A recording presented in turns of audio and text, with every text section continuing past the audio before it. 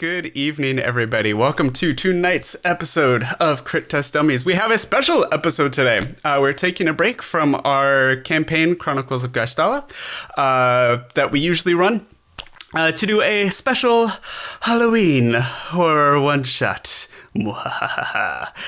Tonight, we are going to be playing a new story. It was published, I think, this past week on dmsguild.com, called Eve of Fall by Jesse Jurdock. So, enjoy, and then after you enjoy, go to DM's Guild and buy it.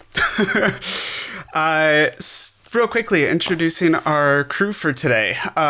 You know him, you love him from just about every episode we've ever done. Luke, who are you playing tonight? Is Brick. I am dwarf. I don't remember my real name. It's been beaten out of my head. And what hasn't been beaten to a pulp has been lost to alcoholism. I am a fighter with fists. Pew pew. Is all there is to know. Nice. Welcome, Brick. Next up, for his first ever game of D&D, mwahaha, throwing you into the deep end. Dimi, who are you playing for us tonight? I'm playing Professor Bakondork. I have spent my time studying, the scrolls and the archives all my life, but I can't really say much. I don't want to reveal too much. Fair enough. Something was revealed to me that has shook me to my core, and I must now embark on this adventure. Okay. Next, joining us also from the Chronicles of Gastala crew, Alex. Hey guys, I'm playing Boba tonight, half-orc barbarian, and there's nothing much to reveal about me. I'm just basically a goon with a huge great axe, and I enjoy getting myself into trouble. Very good. And last, but certainly not least, guesting with us for the first time, I think, actually. I've been on your show, but I don't think we've done the other way. Girunduu. That's right. Go for it. I'm Girunduu. Tonight I'm going to be playing Girmund Higginson, also known as Jerry. Hi, everybody. Jerry's an Oathbreaker paladin. He used to be a temple guard, but then his wife left him for an exotic dog breeder, and he kind of lost faith in humanity and forsook his oath to the church, and now he's just out as a kind of existential nihilist, just taking jobs for money, trying to feel something. Well, all right then. We're going to jump right into it then with Brick, Professor Bakendork, Boba, and Girmund Higgins. It's mid-autumn. Leaves are starting to change. The air's getting colder. The nightly wind dropping the temperature every further as winter approaches. We start on the edge of a modest-sized town, positioned in the middle of some agricultural fields. Most people passing through do just that. They pass through. On the edge of town is a interesting tavern known as the Black Unicorn, or just the Black to the locals. It is the place where those who have questionable or loose interpretations of right and wrong tend to congregate. To look for jobs, between jobs, celebrate jobs completed, mostly to find money. A lone woman approaches the Black Unicorn this late fall evening, wind rustling dried color leaves at her feet. And as she opens the door to the tavern, she is greeted with the sight of men and women of various races and sizes and temperaments, though most temperaments seem to be somewhere around the stare at the mug level. Scanning around the room, this tall woman, her dark ebony hair flowing over her shoulders, scans the room with deep brown eyes. till she lands on your table, catching sight of you four around your drinks this evening near the fireplace, keeping out the chill. As she approaches, seemingly ignoring the rest of the tavern, who's perfectly happy to ignore her in return, what does she see? Brick, how do you describe, what do you look like sitting at that tavern? I am a very muscular dwarf, wearing a chainmail and a red beard and a bald head. I have tattoos and scars all over my body, especially scars in my face from millions of fights he's had over his career. And he is currently enthusiastically getting drunk. Who's sitting next to Brick? That would be me. I'm sitting next to Brick. What do you look like, Boba? Boba is a huge half-orc. My skin is kind of light green, I guess. Mm-hmm. I'm pretty lean, but very broad as well. I'm tall, but the only thing broader than me is my great axe that's right next to where I'm sitting. I have black hair, I have kind of blue eyes, and a mean looking face. Nice. Next to Boba, Girmund, what does she see as her brown eyes scan over the four of you and land on your figure?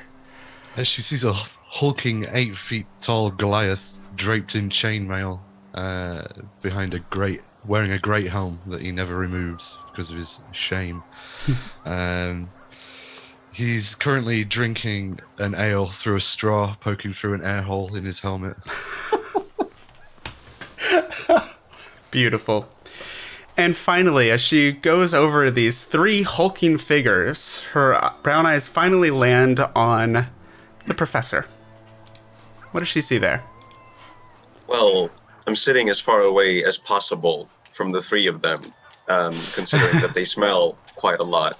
And I'm just sort of looking at my hands, playing around, fidgeting with my poison that I am just, kind of playing around with. I'm wearing some, casual clothing. Not much of an adventurer, but I also didn't want to bring a suit or anything, and that's about it. Okay. As she finishes her scan across the 4 of you, her eyes settle on you, Professor, as you are the, how shall I say, least goonish of the 4. Right. Well met. I am told this is a place where one can contract able-bodied labor on very short notice. Is that correct? That would be us. Good.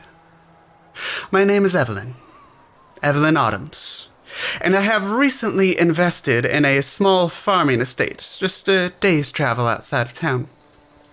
It is my intention to renovate the property and then sell it at a profit. To that end, I have employed a small crew of craftsmen that shall arrive on the property in 2 days' time. However, the previous tenants, they refused to vacate. As you can see, I am just one person. And while my business acumen is rather impressive, I am personally ill-equipped to handle labor, both physical and takes a look at Boba's big great axe. Marshall. If the previous residents refuse to vacate, I'll lose my down payment on the restorations contract, and with it, perhaps my only opportunity to turn a profit on the entire deal. If that happens, then I will have failed at becoming a successful businessman and will forever remain the poor orphan girl that everyone has always seen me as. Simply can't have that. I've worked hard to get here. So, will you help me? Will we help her? What do you guys think? I got nothing better to do. I mean, the prospect of violence excites me a little, I guess. That's some kind of feeling. Oh, you don't have to resort to violence, but I leave the choice of means up to you. It's not discouraged. If you see fit, I won't get in your way. What a choice. I almost certainly will see fit, Mike. But okay, I'll try and be discreet. As long as we get paid, I'm in. Okay. What is discreet word? I don't understand. I think it means that you bury the bodies afterwards. That's boring. Just want to punch them. It would save me a little time if you were to do that. Should things result that way. We just make them dig their own graves. I As you feel wish. like digging graves should be more money, no? Oh, that choice is entirely up to you. It's outside of our contract entirely. Okay, well, no graves then. This woman using big words. I don't like it. She kind of Right, looks so- over, glances over at Brick, and then brings her eyes back to the professor. So, what are we Interact. talking in regards of payment? I was wondering which of you would ask that first. 50 gold apiece. 200 total. Okay. Right. I mean, Seems pretty good couldn't- for a day's work. Sure. a whole day is a bit long, huh? Well, it's shorter depending on how skilled you are. We go in, we punch, we go out. Hey, Good. just one second. You know how many of them there are? Oh, I don't know for sure. Shouldn't be too many. It's not that big of a house. It can't house an army, if that's what you're worried about. Maybe they That should have be party. easy. I You're think we still right. You're still being a little too vague here. What do you actually know about these people? Very little. I know that they're on my property and I need them off my property. And is that all you're willing to tell us about them? What else would you like to know? Well, I assume going into a house full of squatters, we would need some type of knowledge about the people who are in there.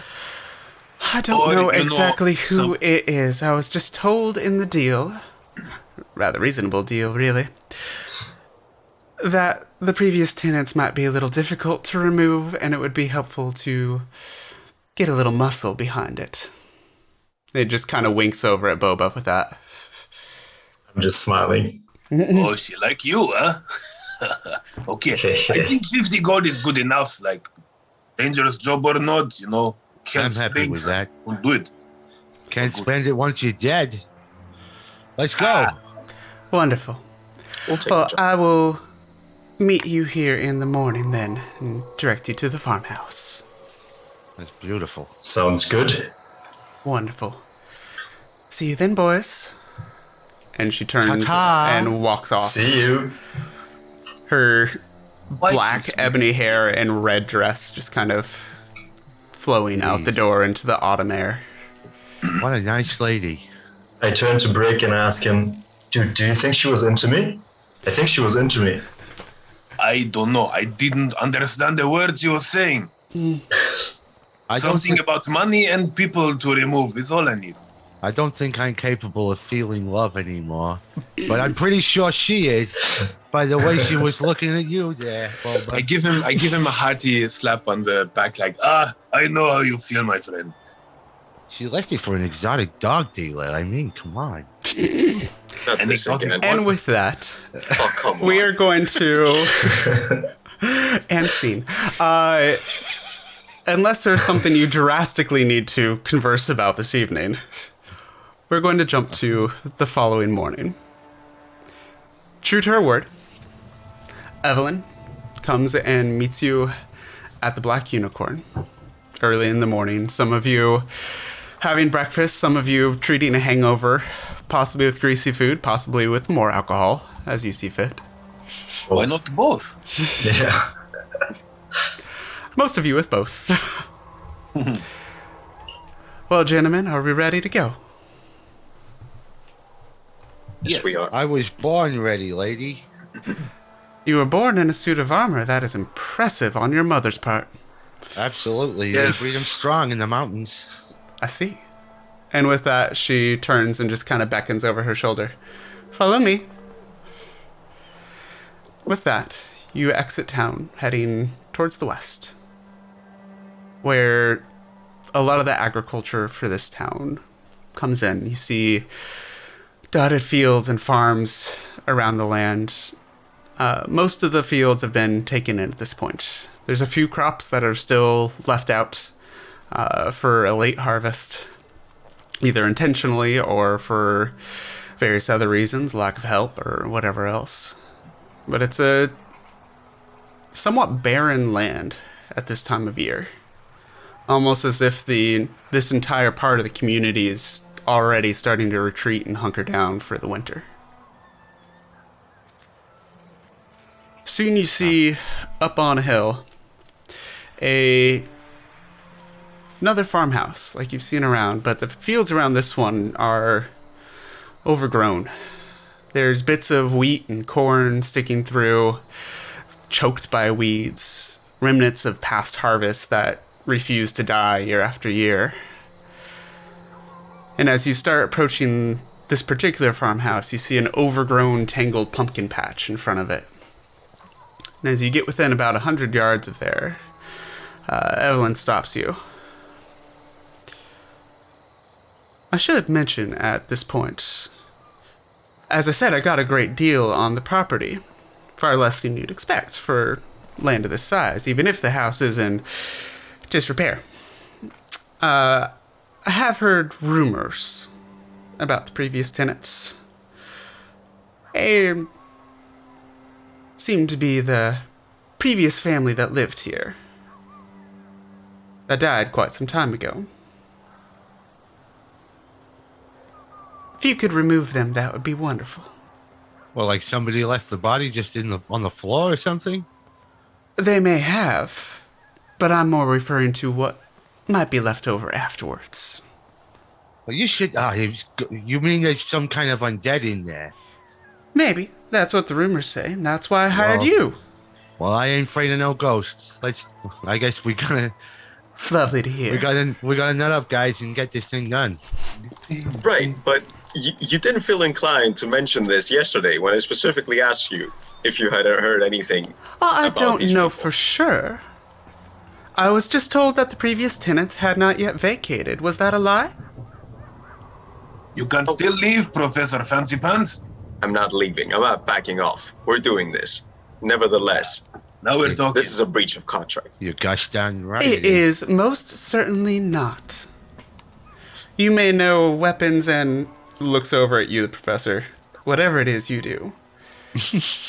I know contracts. I did not lie to you. Right. Dead or alive doesn't matter to me. What? Okay. Are we done talking? We have people to kick out, huh? I mean, I can tell you more of the rumors if you wish, but like I said, they are just that, rumors. It surely shouldn't bother strong adventurers like you. Particularly Boba, huh? He's such a strong, dreamy kind of guy. I bet he's super eager to show off his prowess. I'm sure he is. Absolutely. Alright. Madam. Yes. Okay. I'm going. Okay. I'm going. Let's go. No, don't go in. What? Why not? Aren't we Don't go supposed into the to house yet. Well, Why not? we need to have a plan. We can't just brute force our way into the house. Plans what are is that? totally overrated. Look at this and this. 2 plans for you, huh? Right. I just hold up Professor, I my can great see axe. you're a little Think- concerned. So, how about this? Once I heard the rumors, I picked these up for my own reconnaissance, but since you're doing the job for me, I suppose I could give them to you. And she hands over 2 bottles for you. Just 2 small vials that have a silvery liquid on the inside of it. It's vodka. Well, I mean, you can drink it if you wish. I'm not sure exactly what will happen. It's good. It's blessed waters. If there are indeed What? some less than dead squatters on the property, that may help. What is less than dead? Is less than dead not alive? Somewhere between alive and dead, my stocky No, friend. This is a bit too high for me. Can we just go and punch, please? Please do. I'll be waiting here on your return. You'll be waiting outside the house. You'll be waiting for us. I am within view of the house, and I will be waiting for you right here. So what happens if it goes, if it goes south? I believe that's why I hired are we capable still talking? adventurers. This is, if we, it'll be fine. Don't worry, Professor. You got 3 big, strong fellas in there. You got all kinds of. If you're cockamamie scared, magic I'm and sure the stuff. other 3 would be happy to split your share. Right. We will protect you, Professor. Come on.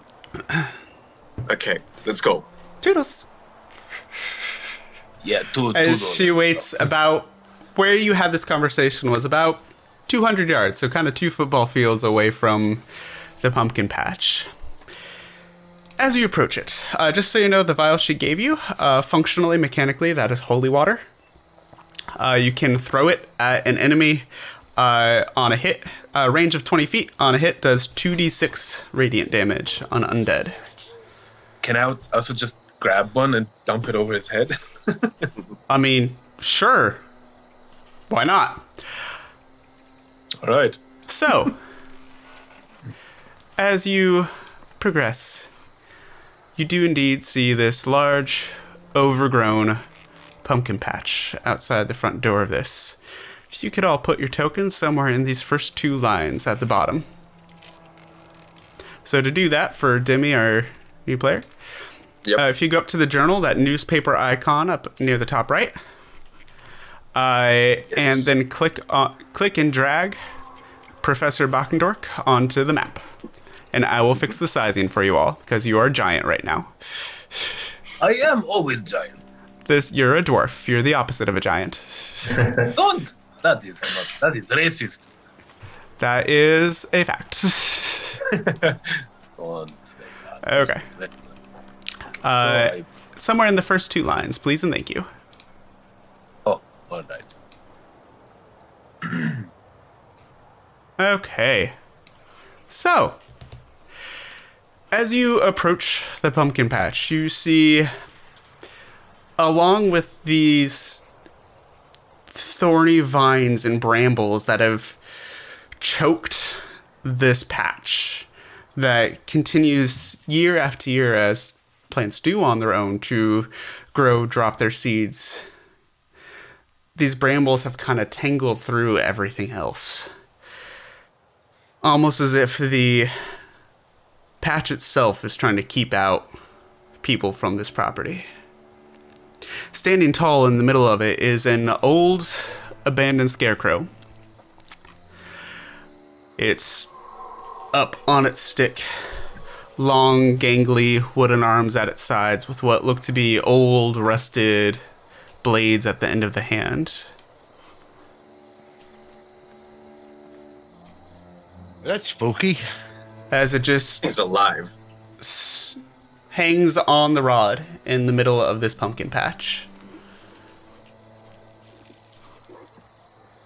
Well, I don't see why it would have metal hands unless it was going to attack us with them. So, scarecrows are generally unarmed. It's Scarecrow. What can attack? It's dead. It's wood. Well, I guess we'll find out. By the way, I kick one of the pumpkins as I walk by. Okay. For shits and giggles, make a strength check for me, please. There we go. Or unarmed attack? Maybe? Nope. Okay. Well, that was a savings roll. Sorry. It's okay. I'll take it. 22. 20. It should be 20 anyways. Yeah, you just casually kick this pumpkin, but a casual kick from you carries some force. And your foot just goes through the shell of a pumpkin, and now your foot is kind of like stuck on the inside of it. You see the pulp, juices and seeds kind of coming out the side of it around your boot. This is funny. Got a squishy foot there. It's not foot, it's pumpkin. Pumpkin foot. I Yes. heard of a pumpkin head. As you Still. remove your foot from this pumpkin, all four of you hear this snap that reverberates across the field. And as you look up, the scarecrow has shifted its head to stare directly at you, Brick. And at this point, you see its green eyes in its head, and this long tongue just rolls out of its mouth, flopping in its chin. And I need you all to roll initiative, please. Oh, crap. How do we do that? What do we do? So on D&D Beyond, you can, where it says initiative, just click that and it should roll for you. If you're not connected over to Roll20, just tell me what the result is. That's okay. Wait, I'm a little confused. Where's the initiative? So on your character sheet on D&D Beyond, it is to the right of strength, intelligence, blah, blah, blah, blah, blah. All the abilities up there towards the top. Pretty much I in see. the middle. Initiative. Okay. Yep. Clicked it, and it's a 15. 15, not bad at all. Okay, so what do we got? Top down, Garamond, 16. Nice. 16. And the professor is at a 15. And Boba, 13. Boba, what's your dex modifier? I think 2. 1 second. 1 plus 1. You got it. Yep. And cool. Hehehe. Garamond, as this scarecrow snaps its head up to you, it leaps down from its perch, and you see its rusted blades on it, thresher blades on the end of its arms just start clacking together as it extends its hands out towards you. What would you like to do? Oh, blood, what did I do? Well, because my good friend the professor was so scared of being attacked by a creature, and I am in fact a protection-based fighter, I think I will move to his aid to protect him from being attacked by the melee attacks of this creature. As you start walking through the pumpkin patch, you realize with all the briars and vines over it, it's a little bit tricky to trek through. This entire pumpkin patch is difficult terrain. You're at half movement. Okay, Oh, wow. so I guess I just make it this far then. Can I use a distraction in the meantime while we figure out what the hell we're doing? On your turn, you can do whatever you wish. Oh, And it's turn-based. Yep, that's what initiative is. So Okay. combat. This is great for people watching as well. So combat in D&D is turn-based. You have a movement, which is usually 6 squares. It is for you. I know that offhand. It's now 3 at the moment because this pumpkin patch is difficult terrain. It's hard to move through. You also have an action, which is for you will most likely be casting a spell of some sort. And a bonus action, which is drink a potion, help somebody else. There's a couple things you can do, mostly if you're a rogue. You don't have to worry about that too much. Sure. Mostly for you, move, do a spell. One question. Yes. When it comes to movement, what is half of 25 feet? We're going to round that down. You get 2 spaces. Actually, that'll be nice. You get 3. Is very fast, dwarf. You're strong enough to force your way through the brambles. I'll give you the 3. So, that is Gearmond. Anything else for you? Just the movement? No, just a movement. I think. Okay. Hang on. Let me think, actually. Let me have a look at my... Oh, I can give it a hellish rebuke. If it hits you, Yeah, that's it. that is a reaction spell. Yeah, I love that spell, but it's a reaction. Yeah, that's right. Well, I don't have any ranged attacks or nothing, so I Okay, guess I'll just hold my action. beautiful. So you're holding an attack in case it gets close? Exactly. Beautiful. Professor Bakendork, you're up. So if I use silent image, am I able to create a copycat of one of our crew and put it in front of the scarecrow? You absolutely could with silent image, yes. Okay, that is what I want to do. I want to create a perfect copy of Brick and flash it in front of the Scarecrow until we figure out what we're doing. Okay, just like directly in front of it? I mean, yeah? Okay, yeah, we can do that. So, there is now a second brick that is right in front of the Scarecrow. Building a wall. What is going on here? I love it. Understand what's happening? I would assume if you are a party member with Professor Brockendorf, you've seen this type of thing before. All right. Okay. Okay. Would you like to move, or are you happy where you are? How fast can the Scarecrow move? You have no idea. Oh, that's nice. All right. It's a Scarecrow. Cannot move. Okay, I'll move. Let's say 2 spaces to the right, and to be next to the fellas. Can I move 1 back as well? 1 down. Yes, you can. Okay, so I'll go 2 to the right and then 1 down. Okay. So you can go ahead and do what? Beautiful. Scarecrow's turn. It is going to see this brick come in front of it. What's your spell save DC? Do you know offhand, Backendork? I'm sorry, what was that question? Your spells, if you click the spells tab, at the top it should say save DC. Do you know what can you tell me what that is? 14. Please? 14. Okay. So first of all, our Scarecrow friend is going to make a save to see if he realizes that it's makes exactly a 14. So sees through your illusion. That's not great, is it? Nope. So kind of then sees the group of you congregating and then shifts its eyes over towards the lone Boba. Oh no. And will leap up into the air, pushing off of its wooden legs. And this thing soars.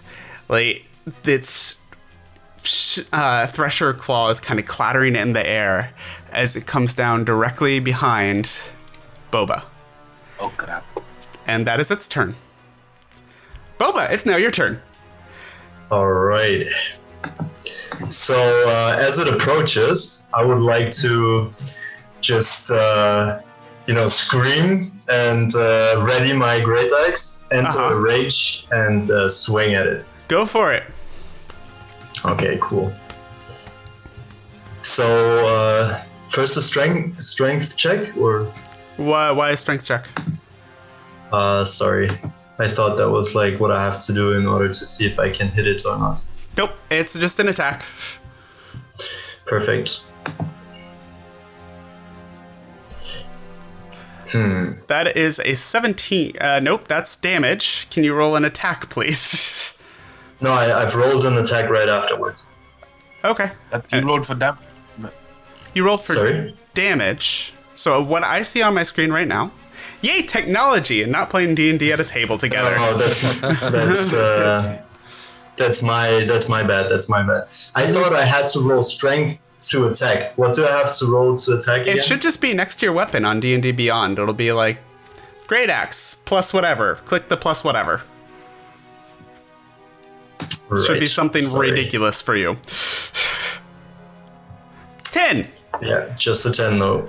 Yep, that's the right thing to roll, though, so we have that for the rest of the time. That misses. As this thing lands next to you, you bring up this huge axe down in this upward arc. This thing is a lot faster than you expected, and it just dances on its gangly, spindly wooden legs to the side as your axe thunk into the ground, severing some pumpkin branches, but that's about it. Anything else? Nope. Okay. That will then go to Brick. If I move 1 down, is that still difficult terrain? That back row is not difficult terrain, no. Only within the patch itself. 2, 3, 4, 5. I can move right here, no? 1, 2, 3, 4. Yep, you can. Okay, and I will punch. Punch away. I don't. I can use and if I have. Sorry, I'm kind of new to 2 weapons. My hands are two weapons, right? So I can punch, and then there's a bonus action, punch again. Right? You can, unless you have some feat. The second attack doesn't get your strength modifier. Or doesn't get your proficiency bonus, sorry. Okay, so normal punch Yep. first. That'll hit. Should I do both punches first? Yeah, or- go for it. And the second one will be just -2 off whatever your result is. All right.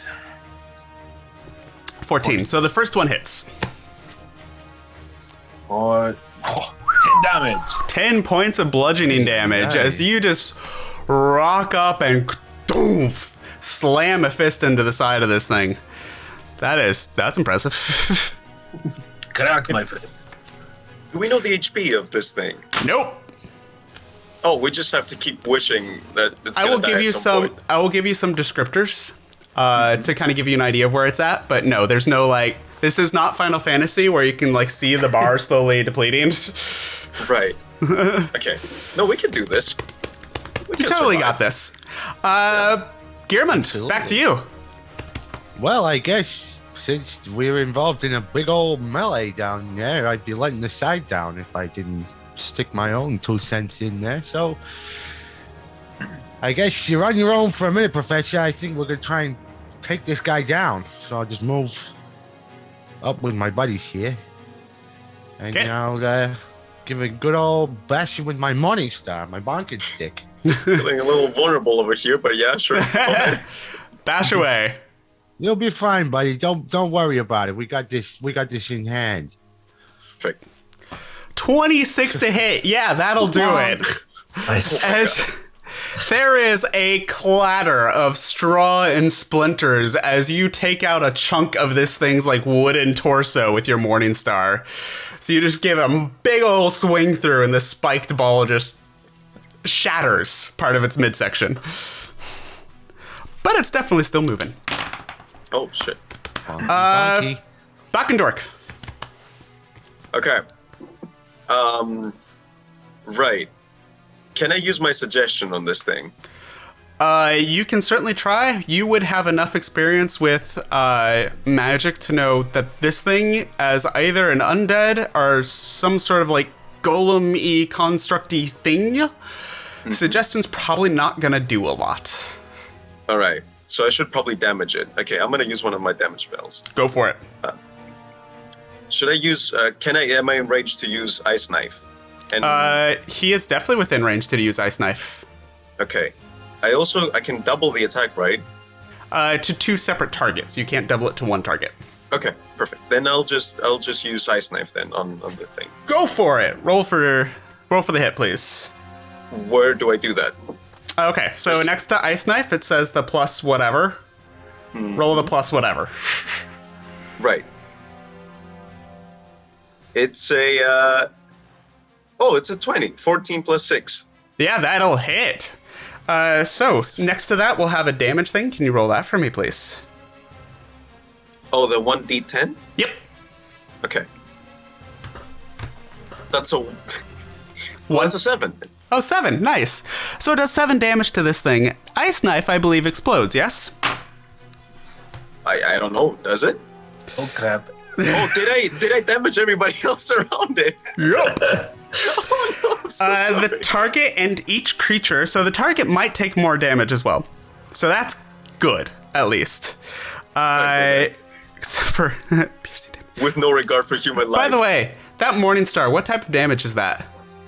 Piercing. Okay. Jesus Christ. So.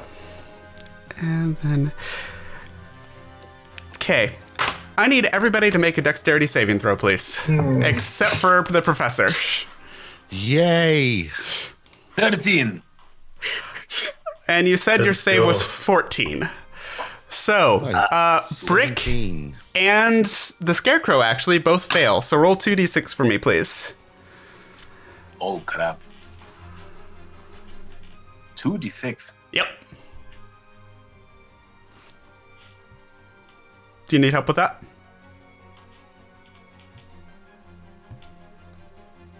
By the way, I can see the rolls of others. I think at There least, is but- an extension called Beyond 20 that connects Roll20 and D&D Beyond together.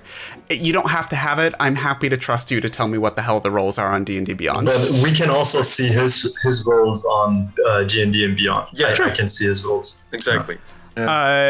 So, what you got for 2d6? Brick? Dimi? Me, I should have rolled. Yeah, 2d6. what was it? Yeah. Wait, I didn't do that. Roll What do I do it? So you can do it on Roll20 super easily. Okay.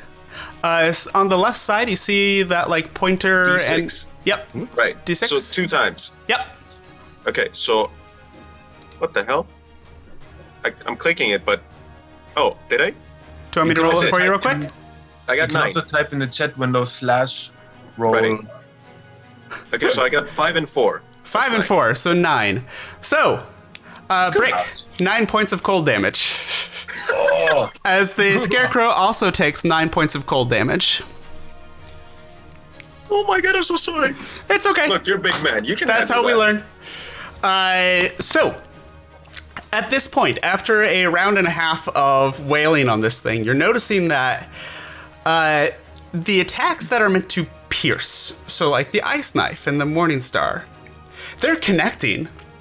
They're not doing as much as you're used to. So, that will bring us to the Scarecrow. It sees itself surrounded and just takes its 2 hands with the thresher blades on the end of it, crosses his arms, and tries to sweep all 3 of you. I need the 3 of you to make a dexterity saving throw, please. Excuse me as well. Because I'm a protection fighter, if somebody tries to attack, I can impose disadvantage This is not an attack. within 5 feet. Oh, no, it's an AoE. Mm-hmm. Gosh darn it. So that... Well, I failed that. So for Boba, that's a 17. It's a save, by the way, not a dexterity check, but you pass anyways. Brick, 18. Both of you pass. Girunduu, you take a swipe in the leg. Gearmond takes 1 point of slashing damage as it knocks you prone onto the ground and then leaps up into the air again, landing behind Bakendork. Does it give us a Fellas, I don't like this one. You all get an attack of opportunity. Gearmund, yours is at disadvantage because you're prone now. I'm on the floor, yeah. I can't grapple as an attack of opportunity. Not unless you have an ability that says so, no. All right. Give me a sec. I'm gonna bonk you right in the ankles, you son of a bitch. Jesus, Brick. 25 Yeah, hits. 25 hits. Someone grab this thing and put it on the floor. 13 damage. Hey, can I also make an opportunity attack? Yeah, all 3 of you. Sweet. Jesus, an 18, even with a disadvantage. I'm real good at bonking. What can I Gearmund say? hits. Boba misses. The big, giant great axe just lands into the ground again. Yikes, that's right next to my head. Be careful. Sorry, mate. But the other 2 of you hit it for a pretty decent amount. As you swing up with the Morningstar, you catch the back heel of the leg on this thing as it jumps off. But Brick, you just wail straight into like the hip bolt of this thing. Hurts your hand a little bit, but you definitely sunk into the joint pretty damn well there. 11 points. Wow. It's starting to show some wear and tear from all of this. Boba, it's now your turn. All right, let's see if I can hit it now. I'll just try to take a swing at it with my great axe again. Okay, Oh, it's on the wait, other wait. side of the field. Oh, is it? Yep, it jumped away. Good point. All right. In that case, I'll just charge at it. Can I reach it, or am I too far away? Well, what's your speed? My speed. 1 second. 1, 2, 3, 4, 5. Yeah, you could get to it. You would just need to be under it. So basically, you're running along the back part of the pumpkin patch. Okay, cool. I'll do that. Okay, so hitting right there, and then take your swing. Yes, sir.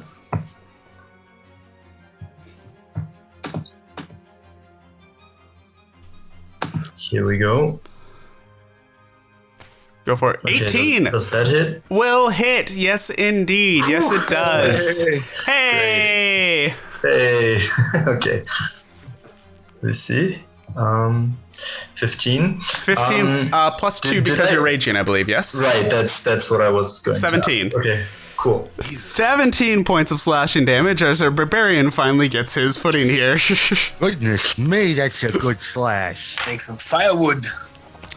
Yeah, you cut into this thing, and like with the Morning Star, it's just an explosion of straw and wood splinters as you slice through kind of the thick, straw-padded torso of this thing.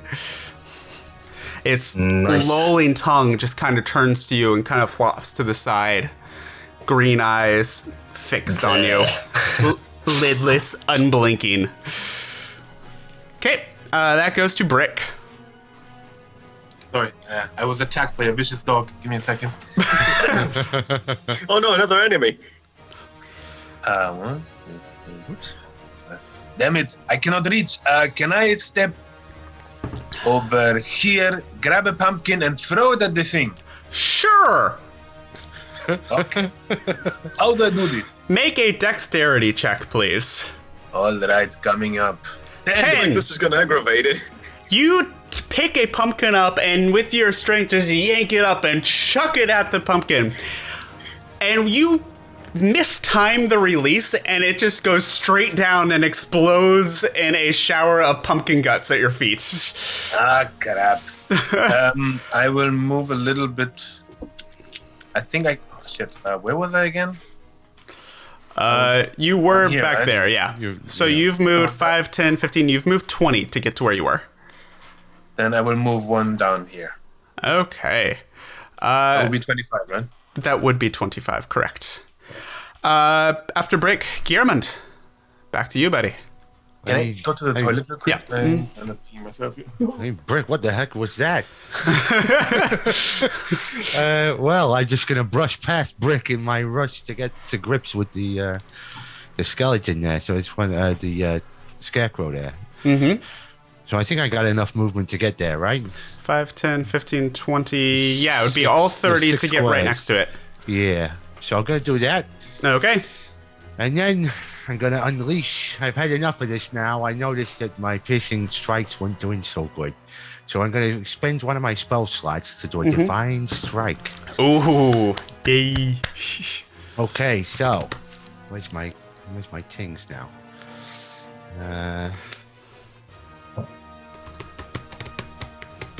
Divine sense, divine smite. So Smite it. here we go. There's the Morning Star. That is an 18 that 18 will to indeed hit. hit. So Superb. 6 base piercing damage from the Morning Star. And then it's plus an additional 2d8 Go for it. coming up right now. Okay. I didn't do it. Let me just do it through this. It will be 3d8 because this is indeed an undead, so you get to add an extra d8 onto that. Nice one. So Nice. So 9 additional damage from 3d8. 9 additional Oh, honey. damage. It is radiant though, so that's nice. It looks pretty. That's nice. It's pretty. As this Morning Star just batters into this, and it's this boop of light from inside of this thing. The green eyes glow a little brighter for a moment as the radiant damage courses through it. Professor. Right. Well, there's a couple of actions that I've thought of. A lot of them will kill us, right? Yeah, sorry, go ahead. Be aware you have limited spell slots. Like we talked about when you made your character, you've used 2 of your first levels already. Sure. So when do they... After a When long would it rest, come back? so after a full night's rest. A full night's rest? Yes. Yep. So what? Am I useless if I use up my spells? You have your cantrips. That's what the cantrips are for. Which are... what? So those would be the ones at top. Frostbite. You have Frostbite and Poison Spray as attack spells that are cantrips. So you can always Oh, I cast should those. do that. Right. Minor Illusion, Mage Hand, and Friends are all cantrips. Okay. I should probably start using cantrips. Thank you for letting me know. Yeah, Because those are- I'm... Yeah. You knew, that's fine. Those are your bread and butter spells, the Yep. cantrips. No more explode the ice, please. Do it to the exploding ice again. Okay. I should do frostbite, but I should probably start running and then look back and then do frostbite. Yeah. So if you Yeah. run, it gets what's called an attack of opportunity. Basically, it slashes at your back as you go. Well, that's not good. You can But I- stay and not get that, but just also be aware that frostbite is a ranged spell. So if you try and do that to something right next to you, you have disadvantage on the attack. So you'll roll twice and take the lower of the two numbers. Jesus. I would say as well that because Girmund is a protection fighter, I can impose disadvantage as on a normal attack rather than an AOE. Okay. So I might be able to cover you if you do want to run away. Yeah. I should probably not run away then to not get attacked twice, right? Me? Up to you. Okay. Let's just try to do frostbite Okay. against it. Cool. So I need you to roll twice and tell me what the lower of the two numbers is. Okay. What do I roll? I roll a d6. No, just where... Oh, sorry. Frostbite is a save. That is not an attack. Never mind. So disadvantage is not a thing. So that is a con 14 save for this thing. I'm back, baby. Rolled a 1. So that's a failure. You're rolling open, by the way. That's fine. So we're going to roll the d6 for that damage. So I just press 1d6 Yep. right next to it, right? Yep, Okay. yep. Give me something good. It gave me 1. So it does 1 damage. So yay, did that at least. Just But it phenomenal has magic. disadvantage on its weapon attack. So if it tries to attack again, it will have disadvantage. So You're welcome, everybody. that's the helpful thing. You can run at this point, and if it tries to attack you, it'll have disadvantage. Well, I should get the fuck out then. Yes, Okay. make room for me. You're in my way. I'm gonna run straight at Brick. Can I go over him essentially? Yes, you Or can. do I have to take the? Okay. You can go. You can pass That's through the racist. squares of allies for free. And this is. He's a dwarf, right? So you can just Yeah, just like step over him. just like step over him. I'll go Careful under what his you legs. say, my friend. So I run straight at Brick, and then I sort of slide under his legs and go behind him. Okay, go for it. I respect that. Okay. Nice. I'm not sure there's enough space there, but It happened. I'm allowing it. Okay. Right. Of course. So before I slide under his legs, while I'm sliding, I stop and I ask him, "How much do you bench?" And then he says like 200. And I'm like, "Okay, I'll continue." Then I do that. Okay. 200 is nothing. Right. Exactly. The which is how I'm Scarecrow's able to turn. get it. The Scarecrow's turn. What is he gonna do? He's gonna take his claws and just take one swipe at each of you. Are at disadvantage, unfortunately. So one claw at so. Boba is going to be a 19 to hit. Okay. isn't there something like a disadvantage? I did. Or some- That was 13 With plus something. disadvantage. So that's 5 points of slashing damage to you, please. Reduced to 2 because you're raging. Right. Okay. And then for Girmund, that is an 18 to hit. If it meets, it beats. Yep. So that'll be 7 points of slashing damage. Ow! As it kind of swings its head back and forth between the two large warriors attacking, and as it does, the long, lolling tongue just kind of trails behind it, going over its sackcloth face. Boba, your turn. Alrighty. Yeah, I guess I'll just swing at it again. Go for it. Swing away. Yes, Swing. sir. Bada. Always good idea. Yes. Come on. Yes. 22 sir. definitely hits. Holy fuck. Very good. Come on. 14 points of slashing damage. This yes. thing is... Oh yeah, that's the stuff. It's still swinging its thresher knives at the two of you, but it's moving a lot slower, and you hear this weird creaking and popping as the hinge joints that make up the form are starting to be deformed and work against each other and hard to control. It's really beat up. Nice. Okay. Brick, That's me. that is you. I charge here, and I push them toward the side and do like a real Just Good swing. boom. Go for it. Nice. works here. 21 will definitely hit. Jesus, guys. Some good hits. For I 9 know, damage. right? For 9 bludgeoning damage, it's not quite enough yet. Do you want to do 17 your 17 hits? Roll for damage, please. for 8 damage. How would you like to do this?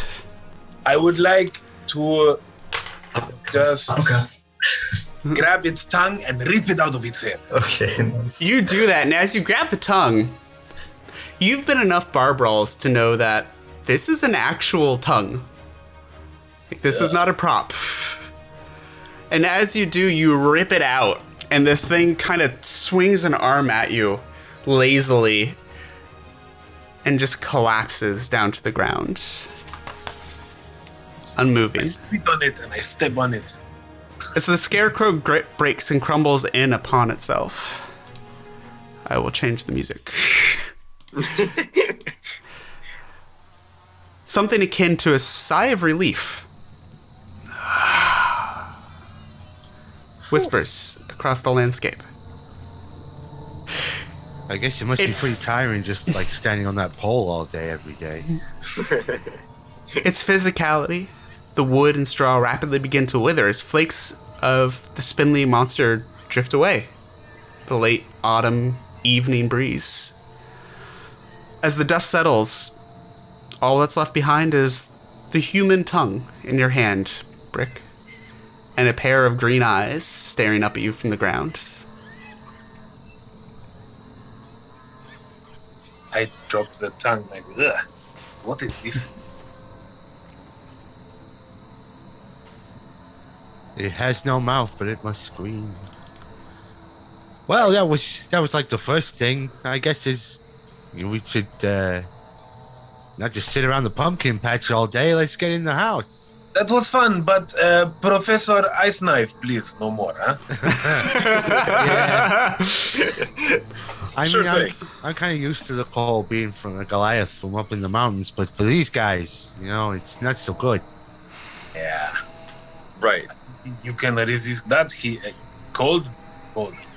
Oh yeah, I'm pretty good. I mean, I could take my shirt off and be, you know, in the snow and it'd be fine. Oh, please don't. Keep that on. You need it. Protection, huh? Yeah, well, that's right. I gotta protect my prodigious body hair. It's so luxurious. I don't want to expose it to the okay, elements. Yes, that is enough. That's why I wear this chainmail. I'll be So- right back, I'm sorry. As the quiet of the late evening begins to fall, the sun setting in the distance, and the empty farmhouse stands before you, just on the other side of this pumpkin patch. Well, We're ready to go in. let's do Yes. this thing. There ain't Let's- no Okay. more scarecrows, I guess. I have a plan because I am not going to fight another monster like that. And I feel like it's gonna be booby traps everywhere, especially at a squatter's house. So what I want to do is I want to use Mage Hand Uh-huh. to open the door. Okay. Absolutely. Sensible. So you mage hand the door open, and with a steady on old rusty hinges, the door swings out towards you, and revealing the dark interior of this building. With the windows boarded up, it is dim light to darkness on the inside of this place. Ah, jeez. Well, I guess you're gonna have to get a torch. I can't see too good in the dark. I don't know about Hello? you guys. Anyone here? Can we make out anything in the darkness? Or Absolutely. How close are you getting? Because right now you're all still on the other side of the pumpkin patch. I'm right? just walking straight through the patch. Yes. I ain't waiting anymore. Okay. I'm like walking towards the door. Okay. And make sure to kick some more pumpkins on the way. 5 more scarecrow. No, just kidding. Should we all go, to the end of the field and just stand there to see if we can notice something? I go straight to the door, actually. Okay. Brick, as you go straight to the door, and do you step inside or just look in? I just stand right in front of the door. Okay. Is that the door? Oh, okay, great. Just on the north end of that map you were just on. Yeah, okay. Looking inside, Oh yeah. the dark interior is still, completely. Your call of hello unanswered.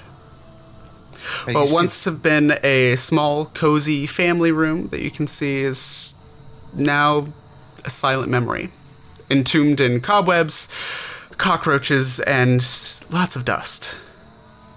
It's about all you can see from the outside. Let me just try something, fellas. I'm just gonna. I know a thing or two back from when I worked at the temple. Just give me a sec. And Gearman's gonna cross the threshold and use his divine sense.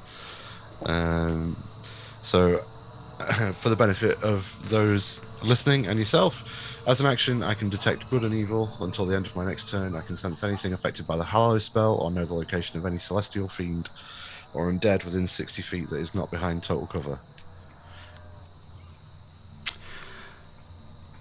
As you I do. reach out your senses in this room, a deep, deep sense of unease just comes over you. While you can't pinpoint a specific presence of a fiend or undead or anything of the like, this is, not nice. Well, this is definitely a not nice house. I can tell you that for an absolute fact, gentlemen. There is something bad living in here. All right, fellas, we're done. It You want is- to move in or what? As your senses reach out, you feel almost this presence reaching back to you, sending a No, I shiver don't like that. up your spine. No, yeah, it's something very, very bad lives here. I'm definitely feeling emotions other than quiet despair right now. I'm pretty scared. Now that you're Good. For a job, huh? Can we punch it? now that you're inside, Can you punch your feelings? That's a good question. I feel like that is a question for another day. First of all, can you put your tokens inside our first floor room here, please? Invent another scarecrow. Not another scarecrow, no. We are giant, or the room is. I know. Let me take care of you. Is this a hobbit house? Let me resize you, and then you can put yourselves wherever your little hearts desire. I gotta say, every house is a hobbit house to me. I'm 8 feet tall. I have to still to get inside everywhere. Okay, What you is that thing? You may sitting set on the yourselves table? whatever you wish. That is not there. That's supposed to be on my layer. Uh-oh. Whoops. Wait, where's the door? Is it? So the door is the south end because you went north up Okay. through the door. Now that you're inside, above a modest hearth hangs a cracked and peeling portrait of what looks to be a family. Perhaps the previous tenants. Subjects of which are hard to make out, but small family. There is a threadbare love seat that has molded cotton spilling out onto the floor. There are a couple of dilapidated, broken down wooden chairs also crumbling into disarray and mold by the hearth. And there's a small wooden bookcase that has half a dozen or so books that have fallen off of it as the shelves have worn, cracked, and given way to the pressures of time. Your minds can't help but just impose the echoes of a time when this place may have been filled with joy and laughter, but not now. To your right is a small kitchen and dining area, complete with wood-burning stove, wash basin, and clearly homemade dinner table with 4 equally homemade, but nice, chairs that are collapsing by its side. Table set for a dinner that will never be had. All of it collecting dust. As the last of you walk through the door, ka-dong! The door slams behind you. Gesundheit. What? I'm sorry, was that the door slamming? I thought somebody sneezed. What is door? I tried the door again. It does not open. I kick the door. Roll an attack. It opens inwards. It does open out, but Let's just go. I'm make done. an attack roll for me, Boba. Or Brick. 18. What's your own AC? My AC is 16. Cool. You take 1 point of bludgeoning damage as you stub your toe against the door that is stubbornly refusing to give way. What is this Jeez. door made of? I'm What is just that? That's shaking like- my head. Wow, is that hardwood or something? Jeez, that's strong. As Ow. Boba, since you're the closest, you see over the hearth the picture that I alluded Yes. to earlier, showing a family of 3, as I said, mother, father, and daughter. You notice all 3 of them have green eyes. Okay, so was it like the green eyes of the Scarecrow green, or was it a different Seems to kind be of green? definitely seems to be of a similar shade, though as a old tarnished portrait, it's hard to know the exact shade the artist was going for. That looks eerie, guys. Well, I guess I feel less morally conflicted about evicting a bunch of undead things. So That's true. Are win-win. all undead things evil? I don't know, but I tend to judge them based on whether or not they try and kill me. Oh, fair enough. That Scarecrow definitely tried to kill you. So Yeah, it was that guy was kind of a dick. So I'm kind of guessing the others will be too. To be honest, I made great friends with people who tried to kill me before. Were they Yeah. alive? What? Were they alive? Of course. Right. That is a big difference in this scenario. Well, you know. You know, you can't always judge a book by its cover. You know, sometimes things that look evil are not evil, and things Right. that don't look evil are. But then again, like I say, this guy just tried to cut us into tiny pieces with big knife fingers. So I think we're pretty clear that was a bad guy. Yes. Okay. We're not judging any books, but maybe we should find more things to punch. yeah, let's look for the squatters and get this over with. You know what? Just speaking of judging books, can I just check out these books real quick? Yeah, the bookshelf's up on the northern wall here by a staircase that seems to be headed up to a second floor. I just want to see if they've been looking at any kind of like occult literature or anything like that. course. You know? Make an investigation check for me, please. Cool. Yeah, sure thing. I'm not real good at investigating because I never take off my helmet. It's got a very narrow view slit. And with an 8, Right. that very narrow view slot reveals a smattering of books. Some seem to be almost children books with faded pastel colors on the cover, but far too damaged and time-worn to read anything from. Well, The that's pages themselves are rotted away practically. So yeah, Gearman pulls a serious face and is sort of kneeling down, looking at these books in the thinker's pose, and he goes, "Exactly as I thought, books." And then stands up and yeah. Any other clues? Anything else? Can I go check the table? Try to sit on a chair. Sure. Kind of tired after that fight in the pumpkin patch there. You're just gonna rest your legs for a while. So as you head over to the table, it is covered in a very dusty tablecloth, set for 4. Grimy plates, long empty glasses rest just as they were left, perhaps many decades ago. On one of the plates, something moist and glistening drapes conspicuously over the table as you walk around it to inspect. As you draw closer, the bloody, pulsating tongue quivers almost excitedly as you get closer. Is it the same tongue from outside? Is it a different tongue?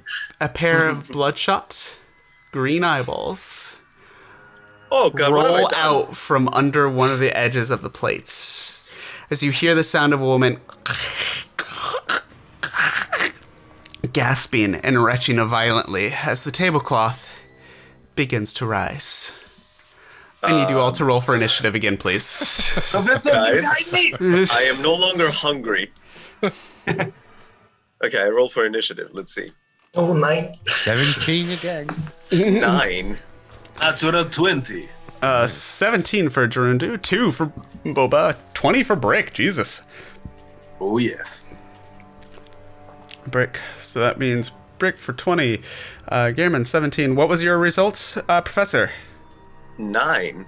9. Okay. Gehrman, 17. And that puts the Wraith at 15. And I can do math and put numbers in order. Really, I can. Professor at 9 and Boba at 2. So just to make sure that I'm getting what's happening right now, is there a ghost coming through the plate right now, or what's happening? All that you see from where you are, because the eyes and tongue are facing the wrong direction for you, is the tablecloth is beginning to rise up, like there's a form coming up underneath it. Okay. And with that, Brick! Okay, so I run up to the table and whack-a-mole style do a hammer fist on the thing that comes out of the cloth. Okay. Nice. You stay down. Okay, you'll need to either get on the table or get next to Professor over I will here. jump on the table. Go for it. I'll let you do that. 19 to hit. Yeah, that'll hit. 6 For damage. 6 points of bludgeoning damage. And as your fist sinks into this thing, it doesn't do quite as much as you'd expect. You connect with something, but there's not as much resistance as you normally feel like you should have. 13 for the second attack also will hit. Oh. Or 11 damage. 11. Okay. Two-handed. Bam. Yeah. As you... The tongue kind of sticking out of this, blood dripping onto the tablecloth, turns to face you. As we go to Gehrman on the other side of the room. Well, in a diagonal line, I got 6 squares, which is what, with my 30 feet of movement there? So Yeah. I can just hoof it all the way down, right to here. In fact, that's 5, 6. So I'm up on the table, Yep. getting ready to get it stuck in right there with my divine strike once again. I'm only going to do... I'm doing my quick mental arithmetic. I believe that there's probably 3 undead things. So we'll get each Don't of them hurt gets yourself, 1 huh? each. Well, we'll find out, I suppose. So the 16 will hit. 16 does hit, so here comes the divine. Where are you? You go over here somewhere. Divine smite. Where are you? No, screw it. 2, 8. 9. This is undead, so you do 9. get another D8. Oh, he's getting my other one again. Of course. Ooh. For 6 more. 15. So this 15 powerful, total radiant Morningstar swing speeds towards the Howling Spectre's. What you now see is this bony torso coming up as it's forming under this tablecloth. But instead of tearing into the horror, You're spun around from the momentum of your attack, connecting to an empty tablecloth. Your friend's eyes widen in terror as the screaming skeletal apparition rises from the blanket draped over top of the couch as it appears here. Well, God darn it. Great. Crap. With that, it is now the apparition's turn. I wonder what it's going to attack. Yeah, as it comes up facing you, Boba, you kind of lock with its eyes as this dusty sheet that was over the back of this couch rises up, this feminine skeletal creature there with, again, this tongue just hanging out of its loose mouth and the green eye staring almost into you. I need you to make a wisdom saving throw, please. Okay. Nice. 17, you motherfucker. There's this moment that this chill kind of runs through you, but you're able to shake it off to no effect. Very good. As it will use the rest of its turn to float up and over to the other side of you as its eyes scan back and forth over all four of you. Its Can I green use eyes that for an somehow moving opportunity separately. attack? No, because it stayed within your range. Okay. And that will take us to the professor. So how long is this thing's tongue?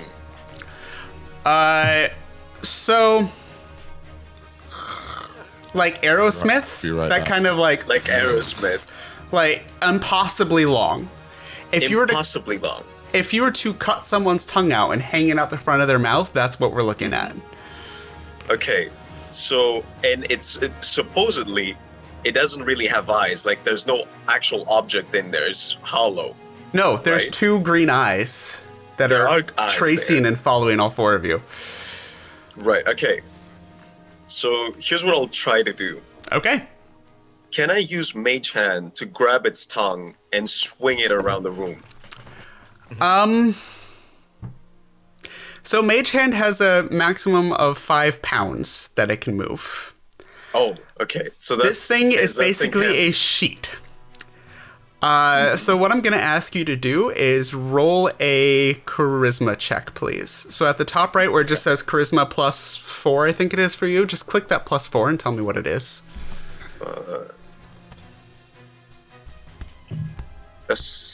No, it's a 9? It's a 9. Yeah. It's a 9. So you grab the tongue and start to move it, but the mage hand itself isn't that strong, and this creature's actively resisting getting thrown around, and you're not able to move it. Why would it resist? This is perfectly reasonable action. Right. Yeah. So this acid poison green apparition of a hand is now holding the tongue and not doing anything with it. Attempting to move it, but it's not happening. Can it at least hold it back if it tries to attack anybody else? No. Oh god, I wasted my action. Can I do anything else? If you have something you can cast as a bonus action, I can check what those are for you real quick. Yeah, you have no bonus action spells, so no, there is not a damn thing you can do right now. Well, right. And I end my turn by being useless. Okay. That's spellcasters for you. It's feast or famine. You do a lot or you do jack shit. That will then move us to Boba. You now have this Alrighty. feminine, dusty sheet attacking you. I turn around to face it, and I have a question. Yeah. If I cast frenzy, or I'm not sure if you use the verb cast in this. It's not. in You this just use instance. frenzy. Right. Okay. My question is, if I use it, can I do the extra attack in this turn, or only in the next turn? What does it say? Does it cost a bonus action to enter a frenzy? Yes. Then no. While in a frenzy, you can make a single melee weapon attack as a bonus action on each of your turns after this one. After so it's this one. not. Mhm. Yeah. Okay.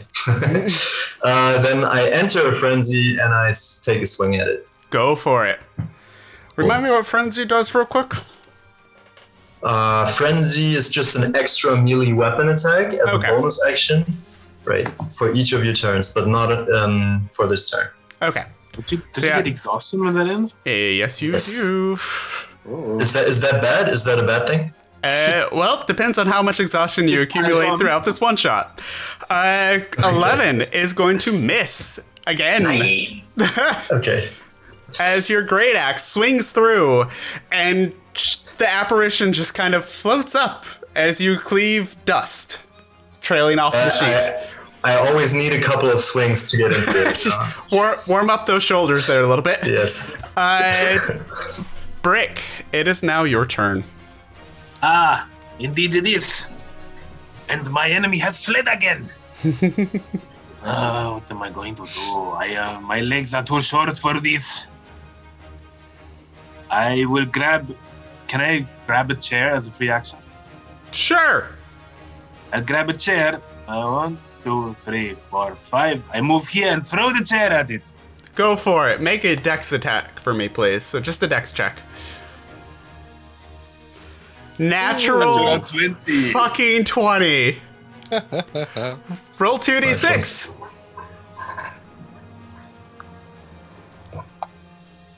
Eight. 8 bludgeoning damage as this dust cloth sack of just millennia of dust trailing off of this thing and eyes and lolling bloody tongue staring at Boba as a chair connects and shatters across its apparition-y form. What the fuck? I don't know where that came from. Can be pretty. Oh, I love it. Okay. Anything else for you? Except the taunt? No. Okay. Gearmund. Well, I'm gonna try something here because I still know a trick or two from my time in the temple, so I'm gonna channel my divinity and I'm gonna attempt to control undead. Okay. Oh, wow. So, as an action, I can target one undead, which I'm assuming this creature is. It is. Pretty much looks like one, right? Uh-huh. It forces a wisdom saving throw. It's DC. literally a ghost in a sheet. Yes, it's an undead. So it forces a wisdom saving throw of a DC 12. On a failure, the target must obey your commands for 24 hours or until you use this feature again. An undead with a challenge rating equal to or greater than 4 is immune. So I don't As know you if it's attempt to challenge rating control this thing, it just stares back at you. And she takes a big inhale in. And there is this bloodshot eyes just burn with rage and contempt. How dare you try and control her? The withered face fixates on you, and she opens her mouth an unnaturally wide, tongue hanging down almost to her sternum as the jaw drops low, almost unhinging like a snake. And you feel like there should be a sound, and for a moment there is nothing. But her hair, and you see the cloth around her, and Boba's hair next to her start moving in the force of her roar. And then it comes. The sound grates against every nerve of all 4 of your bodies.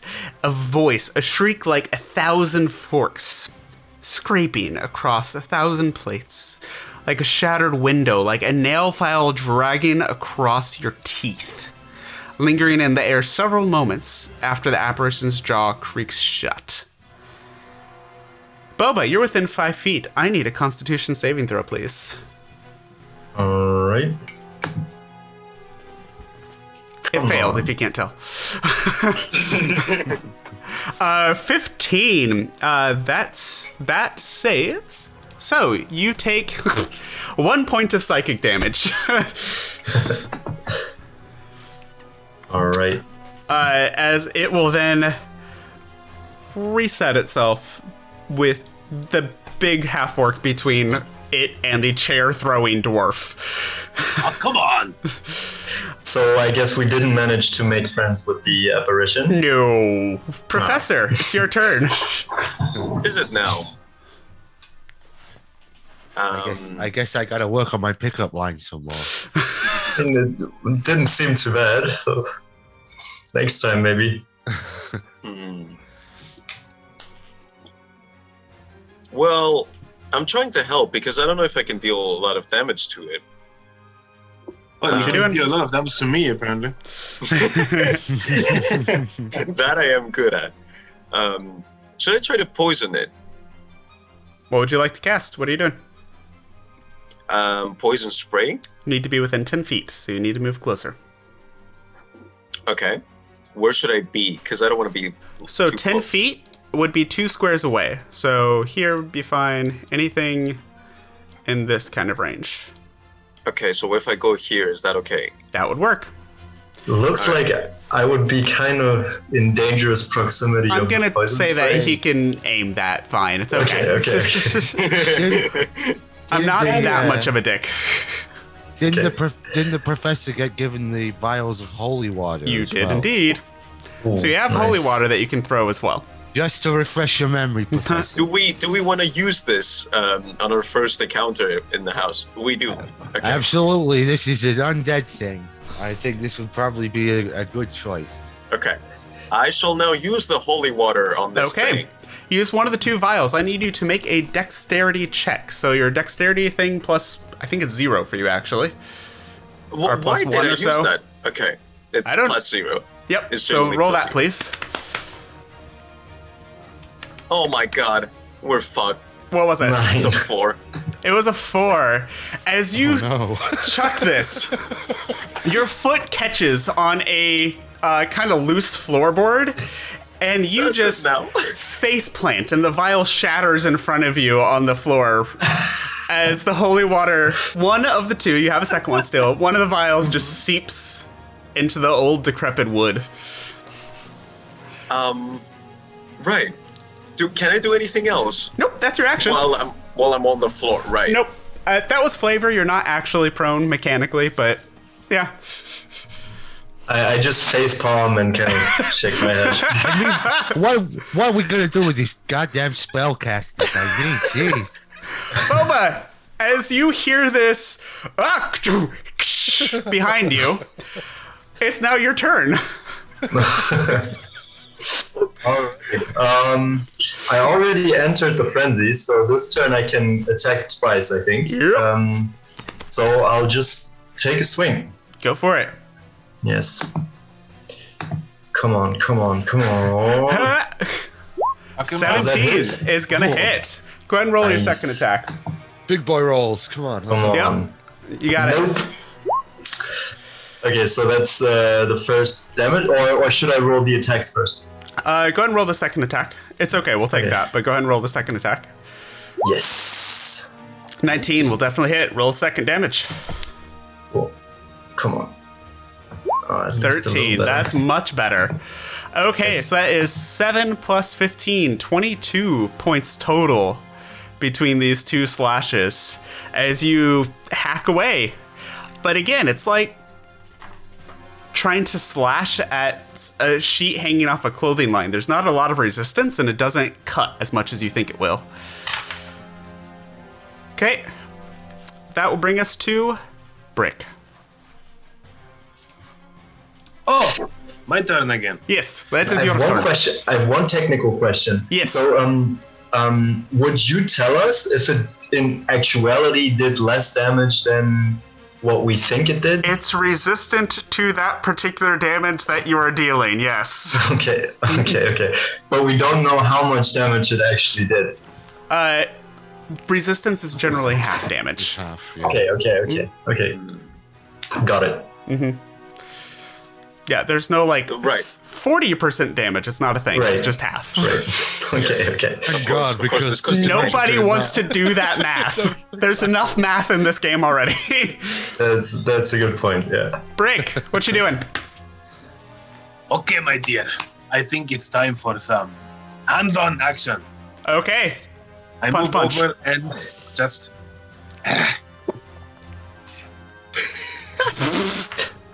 A right hook. Yep. Yes. Superman punch. 19, that'll hit. You're rolling Yes. well for these, man. Oh yeah, For 13 damage. 13. Ooh. Reduced to Let's go. 6. And here comes the left hook. 8. A natural 1, actually. Yep, that's gonna miss. As Such a you... good hit, it kind of threw me off balance. Yep. The second one's a little off balance, and with this non-physical form to resist the blow, you just kind of go spinning as as the momentum carries you. Gearmund. Gearman's he's kind of running out of ranged options, so I guess he's just gonna have to try and close the distance. How far have we got here? So 1, 2, 3, 4. Can he jump over the Yes. couch? I was gonna say, can Gearman like sprint to the couch and then vault it and try and tackle the ghost in Well- one swift movement? Can you make Can I an just point acrobatics out- check for me, please? Wait, Right, can I just so- point out I'm laying behind the couch right now, sort of looking at the ceiling. Yep. Still, I will, just I will having try not to land on you. and also try not to slip on the holy water. Oh yeah, good point. I didn't see that, but here comes an unmodified acrobatics roll. 5. As you... So here's what happens. You are a athletic enough character. You can do these vaults. That's not the issue here. You jump and you plant your foot onto this, the back of this couch, Morningstar in hand, to just go apeshit on this apparition. And as your heavily armored weight settles onto the back of this old love seat, you all hear this as it just gives way, and you also just katoof on top of the cushion on the other side of the couch. Brilliant, Actually, brilliant. this is kind of comfy, but also really embarrassing. I now feel less bad about everything that has just happened. Oh, The morale has risen once more. The dice will fuck you sometimes. It happens. the dice demanded this story to happen. Dice giveth, the dice taketh away. The Exactly. dice decided that this was not a horror story. They decided that this was Scary Movie. So, anyways, that brings us to the Wraith's turn. The Wraith is going to... And again, you see the mouth open and there's a heartbeat before the sound hits all three of you surrounding it. I need you, everyone except for the professor, to make a Constitution saving throw, please.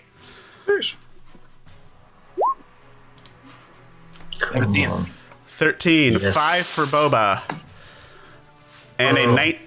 And a 19 for Boba, sorry. 5 for Gearmund. Gearmund and yeah. Brick both fail. Taking...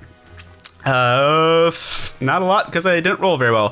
4 points of psychic damage. Boba succeeds, taking 2 points of psychic damage, please. As the deafening scream rattles around your brains. That will bring us to... Sorry, yes? So it did hit me. Yes. For 2. Yeah. Just 2 points of psychic. That is not reduced for barbarians. It's just straight up 2. Right. Okay. And that will bring us to the professor on the floor. You just heard this scream kind of shivering up your spine again as the holy water wets the rotten wood beneath you. Well, You have the one thing more is- vial. I do. That being said, I have no idea what's happening, on the other side of the couch. I've been laying here for a while, and I heard like a big boom, and then the couch moved. So I just assume we've been failing quite a lot. So I stand up, I look around, the people are just standing around this thing. What do I do? Can I attack it without actually attacking the people in front? Sure. What spell are you wanting to do? Ice Knife probably is not a good idea. It is most definitely not a good idea. It would be a hilarious idea, but not a good idea. I also don't have spells that can damage it. Try this again. Ghost is your least of your worries. Yeah, you have not tried Poison Spray yet. That was on your Yes. brain. Frostbite is also another one that you could try. You do have the second level spell, Agonizer Scorcher, is your other damaging spell. But that's gonna burn everybody else as well, right? Nope, it's a 5 feet wide arc, so essentially you can thread the needle. Okay. Gonna sure. burn the spell slot though. Yep, it's a Yeah. big spell slot, but if it's worth it, it's worth it. Is it worth it? Is it worth? I mean, I'm not really damaging stuff, am I? I'm doing other things. So What do you wanna I might do? as well use it. How many spell slots do you have? 3 second level, 4 first level. Oh yeah, then use it. Alright. And I've used Ice Knife. So you've used 2 first levels. Okay. You've used no second levels yet. Okay, I should probably keep it because I want to use Invisibility Okay. and Fog Cloud at some point. So what are you doing instead? Okay, I'll use Poison Spray against it. Okay, that is a Constitution saving throw on its part that it succeeds. So that's Does your it now? yes. So I'm completely useless. Every single thing that I do just keeps on failing. So, Damage? so it's a cantrip. They don't do half damage on a fail. So that brings us to, unless you would like to move, it'll bring us to Boba. No, what I want to do is I want to put my hands on my sides and go, what the fuck? And that's when I end my turn. Okay. As this poison is now dripping off of this dusty sheet, but not apparently doing anything to the creature itself. We go to Boba. Alright, so as I noticed that all of the slashing isn't doing much, I want to enter like a rage and I get even angrier. And then I hit it. Okay. Swing, Right. bada. Okay, that's the first. Should I roll the Fifth. second as well? Yes, please. 15 will hit. Second attack is a Nice. 25. Definitely hits. Right. As you are just boom, boom, hacking through this thing with your great axe. Go for it. Roll damage Nice. twice. Alright. I feel like the airflow above my bald head. A little bit. Wait, no, that was the wrong. That was the wrong thing. I think. I know. That's okay. Sorry. It's okay. I wish you were rolling a d20. Yeah. I know. Pretty good. D20 for damage be would be great. freaking awesome. That would be great. Still Okay, pretty so darn that's close. So 12, not 14 bad. for the first one, and 13 for the second one. 23 damage, not bad at all. Plus And 4 isn't because it of rage. plus 4? Yeah, Yep. exactly. Yep, so 27 points of damage on one turn. Go! Reduced to 13.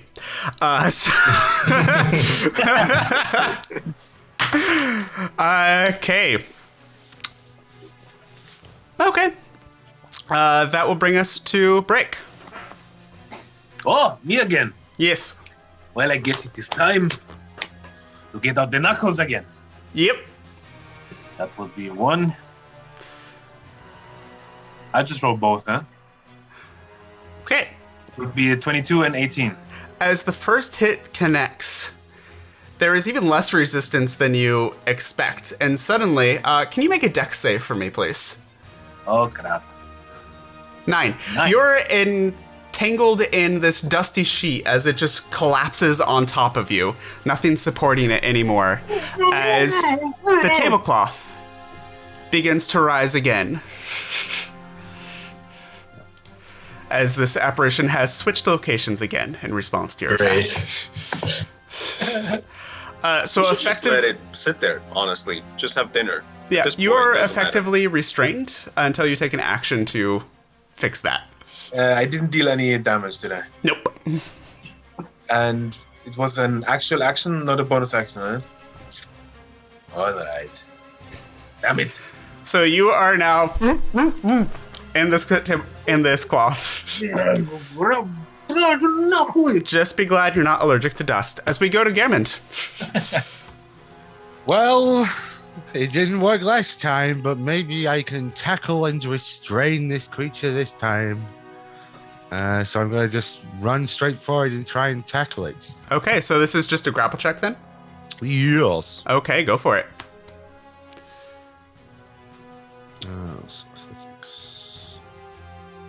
Can I ask a technical question? Yes, of course.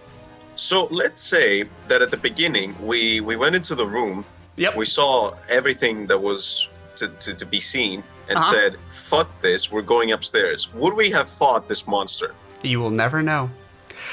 So, with a 9 for the grapple check, you grab around the tablecloth, and it just slides through your grip. The dust kind of creating this layer between your grip and its actual form that just whoop, slides up as the green eyes stare down at you. And as they do so, Gehrman, I need you to make a wisdom saving throw, please. Why, I sure am wise with 7 wisdom. So let's see how that goes. This will be great. 11. As this hasn't worked and you have face planted and you have missed spending some of your radiant energy on this thing, you have this feeling gnawing in the back of your head that this might be above your level. And you start to become frightened of this creature. Oh, damn. You know, maybe I should rethink my current career.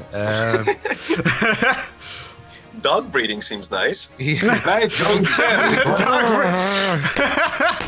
I will have to multi-class into barbarian now, No so I can blow. rage. that will bring us to the professor. Right. Well, I'm getting quite pissed off at this point. I feel completely inadequate, just like some other people have felt in their marriage in the past. Hey, that was a low blow. Another one. And so I'm going to channel the lessons that Aganazar has taught me and throw the flames on the thing. I'm going to ask you to move north 3 squares to do that without hitting Gehrman. Unless you don't mind hitting Gehrman. North. Your other north, Like- yes. Yes. There you go. You're my other north. Right. Okay, and that is a dexterity save for the ghost, I believe. And that's going to be a fail at 9. Go and roll damage for that. Nice. Okay, what do I do?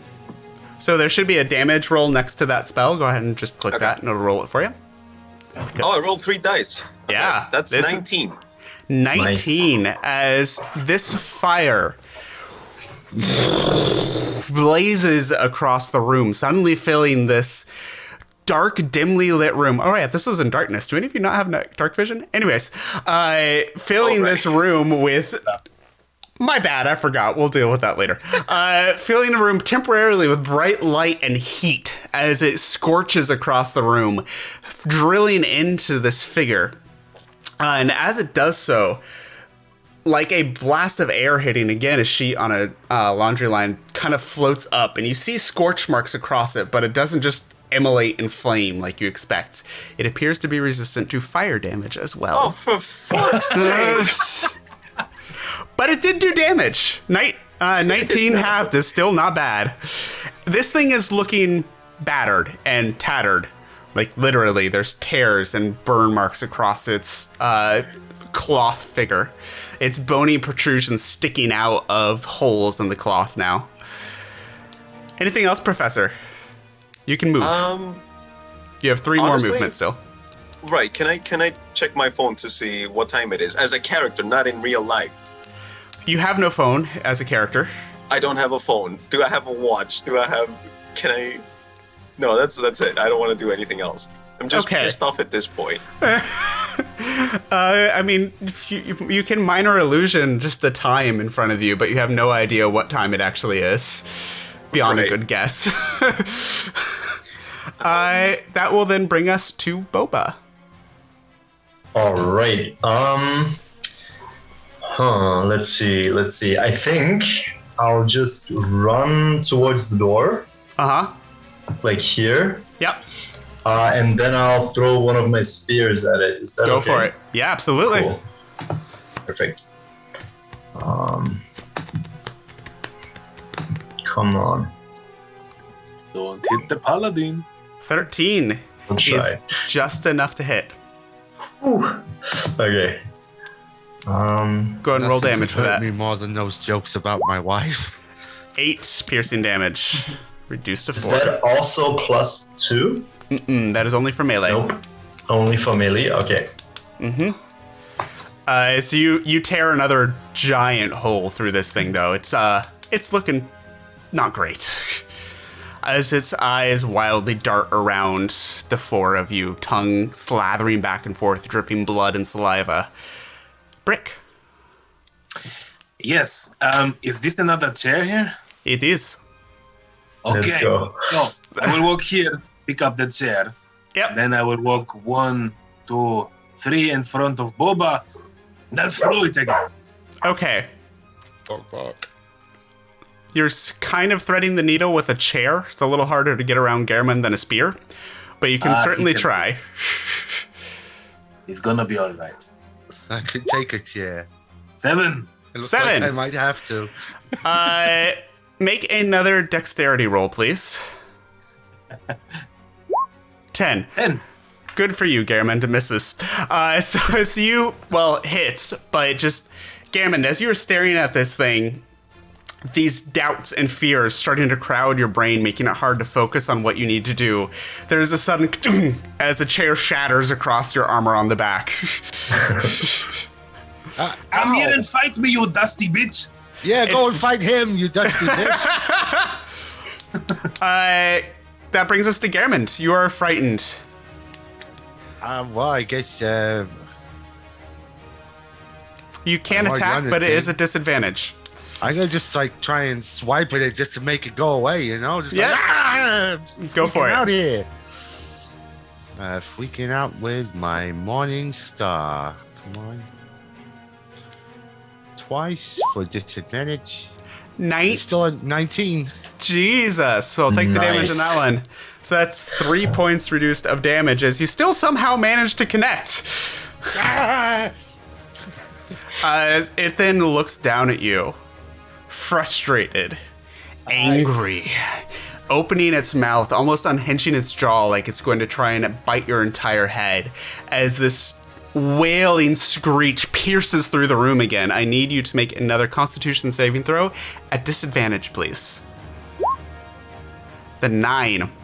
And 9, you take another boink, 6 points of psychic damage. Oof. I think this time I'm going to use my thing to reduce that. I have a Goliath trait. Okay. Taking Yep. too much damage here. So I reduce it by a d12 plus 3, I think. So Yep. Is that Stone's Endurance? Or Yep. Stone's Endurance. Plus 3. Can't find it on my sheet, but I'll just hit manually. That's fine. 9. 9. So you reduce that to nothing. Yeah. Nice. So yeah, the one part of you that is still you in the back of your brain pushes through the fear for a moment and just steels yourself against the psychic assault from this creature. That brings us to the professor. Right. This thing is looking bad. Well, I have to keep trying to damage it. Trying is the key word here. Let's do Frostbite. Okay, so that is a con save for her, I believe, yes? Yes. That is going to be a 14, which is your DC, so it saves. So it doesn't go through. Wow. Oof. Guys. Guys. This thing has a rough. pretty high con save. It's hard to hit with that. Right. I play a caster 2 in another game. I feel it's so hard right now, man. Right. It's just the way she goes sometimes. It's just Yep. the way it goes. So, so basically I can't do anything else, right? That is your action. You have a movement left. Okay, what I'll do is I'll get, I have a book of poetry in my back pocket, and I start reading it out loud while waiting for my next action. Beautiful. And it's all just sad, melancholic type of stuff. That's what I'm doing right now. I'm curious, you can say no. Can you read a little bit of that for us right now? Yes, of course. Give me just a second. Edgar Allan Poe, sad poem. Let's see. What is the saddest poem ever? Google cheater. All right, we're going to move forward while you have your sad poetry moment. I was just putting you on the spot to improvise something. It's fine. Boba. Yeah. Alrighty. I guess I'll try to make use of my rage, and I jump over Brick. Yeah. And basically, I just step over him. I mean, he's a dwarf, right? Again. And then I take a swing at the apparition. Go for it. All right.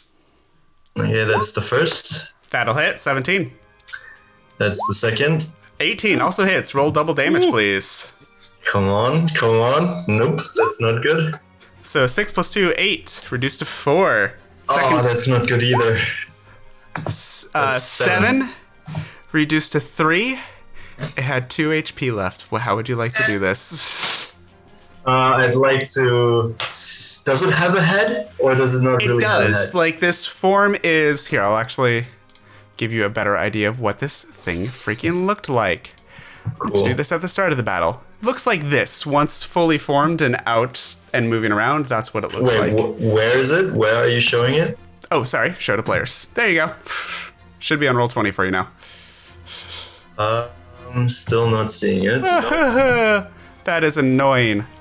Let's try this. In any case, okay, now I'm seeing it. There Great. we go. That was me. Okay, perfect. I just want to decapitate it if that's possible. Go for it. You can. And Great, as okay. your axe swings through at the neck level of this really piece of cloth with what looks to be a body underneath it, there is this sudden moment where there's resistance and then nothing. As the cloth wraps around your axe, swinging away. And since it's over the table, there's this wet, as 2 green eyeballs and a tongue, bloody and wet, just onto the table. Finally. Nice. 2 I down. just kind of like raise my axe in the spirit of victory. You know, that was impressive. So, who's hurt? Anybody Is other than everything me? alright? It's just psychological here. Because I kind of got hurt quite a little bit. There. Just your pride, man. Just your pride. Here's the So, point.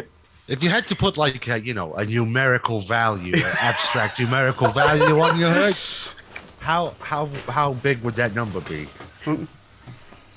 Well, mainly I have frostbite from. So, if we were to put like a hit, if we were to call these things hit points, how many would you like to be put back up to full health? Well, I'm missing about a third. Well, Give me a number, love. Can you give me a number, please? Oh, yeah, okay. 14. 14, okay. Well, you can have all 14 of those. Oh, that is great. Thank you. That's And, fine. sorry about the frostbite. Sorry as in, I am feeling sorry for you, not that I committed anything, to bring about this outcome. You were doing so well in the beginning. Yeah, to keep talking. I'm Gammon, gonna take- What does I'm it gonna take look 6 like of when those you for do lay on hands on someone? Well, first of all, I put down my shield and my bonking stick, aka my morning star, and then I rub my heads together, and I go, "Hey, Oh, You guys- easy.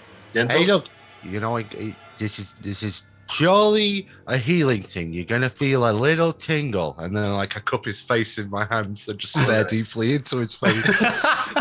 So bend this huge 8-foot tall Goliath bending over half his height to cup this 4-foot tall dwarf's face in his hands. He just stares intently through his helmet at him.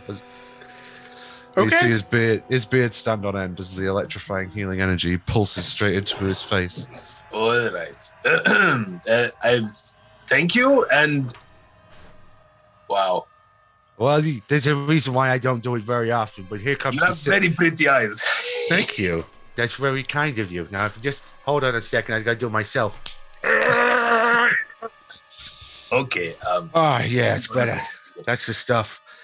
You mind if we just have like a short rest down here as well? I could just use a little, just catch my breath after all that falling over I did. No, I don't feel so bad. Professor, since you're Right. closest at the moment, as you kind of dust yourself off, you see in this northeastern corner near where the kitchen is, a part of the floor that is very heavily discolored. Right. I didn't have anything to do with it if that's what you're asking. You know, It's been I'm a a long grown day. adult man. I go to the bathroom just like everyone else. I don't know. Should I? I'll approach this. Okay. I'll go here. You've all been around the block a few times, and this is certainly not your first questionable assignment that you've taken. You recognize old blood when you see it. Can I? Okay. There is quite a bit of it here, judging from the size of the stain. Can I look upwards? Sure. It is a cobwebbed, dusty ceiling, but nothing out of the normal otherwise. By the way, who here has dark vision? Do I? As a half orc? Half-orcs Yes. do, yes. Goliath do not. Nope, they do not. So Girunduu and Bakendork, you're in near total darkness right now. Well, I'm going to take some of these sheets and wrap them around the steel head of my Morning Star and set them on fire and improvise a torch out of my weapon. Or you could just use one of my torches. Well, I could do that, but then I would have to put down either my shield or my Morning Star. As Oh, the I see. dull orange glow of the improvised torch now fills the room, now you see the blood on the ground. And just Well, I hope this I'll isn't also Chris's blood. Take out a torch. just cast this flickering shadow over the room that it's a little unsettling after the previous events. Yeah, I guess that makes me feel slightly better about tripping over the couch. Yeah, it was dark. It was fine. Cool. Well, I guess unless you want to really search this room, we better go upstairs and find Papa or whoever it is still up there. I was Boba. about to say. Go for I it. have a plan for going upstairs that does not involve us searching this room and getting even more enemies here. Sure. You know what I want to do? I want to make someone invisible and have them go upstairs. But if it's the same case as downstairs, then the enemy might be hidden or sort of like difficult to detect. Well, I can try and detect him using my divine sense, but I would, that only works when it's not behind total cover, so I need to be upstairs to do that. Well, couldn't you just use your eyes? If it's not behind cover, you can see, huh? Well, that's true, but it could be an invisible monster hiding in the table. I did detect that at least. I just didn't know it was in But specific. under the sheet is cover. That's true. I don't know. Maybe the wording of this logic, my particular ability needs to be rewritten to make Boba. it more useful. Yes. As you are, yeah. Sorry, Girunduu. There was a technicality on the last one. The wording there is, but anyways, Boba. As you are closest to the stairs right now, you, Yes, sir. sweet Boba, just hear this, like something small and light, possibly two somethings, hopping up the stairs. Hopping up the stairs? Yes, Up the stairs? up the stairs. Okay, so I run towards like the end of the stairs And and you I see, look up trying to see it. as you get to the stairs and start looking up, you don't see anything except for little of dust as something lands on the stairs. And as you look down, you see two sets of tracks of some small creature. Does it look like human No. footprints or It looks like a No. creature. Make a nature check for me. nature? Mhm. Okay.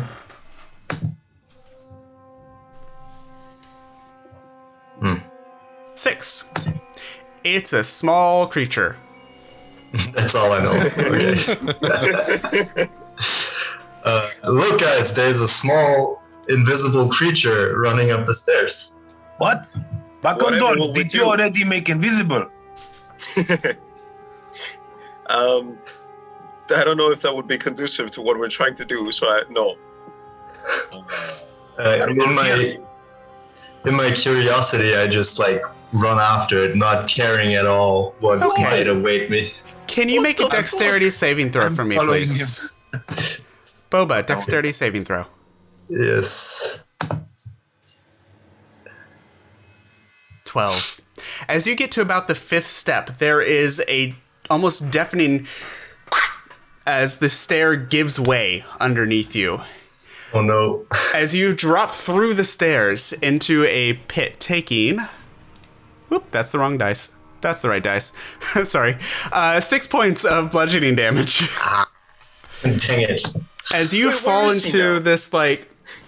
He is here-ish, but he's now fallen down about 10 feet into this, what looks to be this 5 by 5 foot pit. And as you land, there is this crunch and crumble, and looking around, this pit is just littered with bones and corpses of others. And as you take a closer look, they look to be wearing adventurers type gear. You see simple weapons, you see bits of armor. You see anything I could use? Make an investigation check for me, please. I was running right after him. Can I like look over and see what are you doing down there? Yes, you absolutely can. And you see him 10 feet down in a pile of corpses. 6 on an investigation check. Back up. I'll help you. You're looking around, you find a little bit of cloth that seemed to be in the hands of one of the adventurers, but you don't find anything like potions or anything like that, or weapons even. Everything here has been rusted, or it's been some time since the most recent guest. All right, for whatever reason, I take the piece of cloth and I just like shove it in my in the pockets of my pants, and then I'm like looking around, realizing that there's a bunch of dead people around me, and I say, "Yuck! Could someone give me a hand?" Right away, my friend. Well, my arms are not that long. Nope, 10 feet down. Well, I'm pretty athletic, I think. And I'm pretty athletic. I have +6 on my athletics. Make an athletics check. Can you climb out on your own? Let's find out. Can I do a step on the wall and try to like jump up? Let's find out. Make an athletics check. Sweet.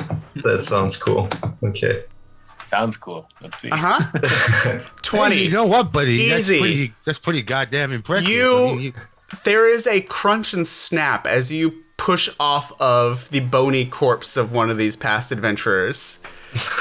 And you kick off this mildewed wall and reach up, and you don't even grab Brick. You grab the step next to him. And then I pull up. Yep, and just do straight muscle up on Nice. I guess I didn't need a hand after all. That's quite the vertical leap, buddy. Are you like the sorcerer of fitness? That is pretty cool, my friend. I mean, maybe you're not so bad after all. But you could have done better with Look that who's throw, talking. Don't talk shit about him, huh? Hey, look, I'm just saying. I didn't expect a sorcerer to be able to do like a 15-foot vertical leap. Okay, fellas, we have You're a job talking to do. to the orc, not the sorcerer. Oh, Yeah, exactly. I'm sorry. I'm paying attention. I was How could distracted you by this. confuse us? I was distracted by this tablecloth. Jesus Christ. Do you need a little break, my friend? I think so. It's been a long day. Okay, let's go upstairs. Are you guys ready? Absolutely. Yes, I guess. Can we still use the stairs? Yes, it's not completely... Like, it's just a single step that kind of gave way, and kind of bits of the 2 steps around it. It's pretty easy to go around or leap over the gap.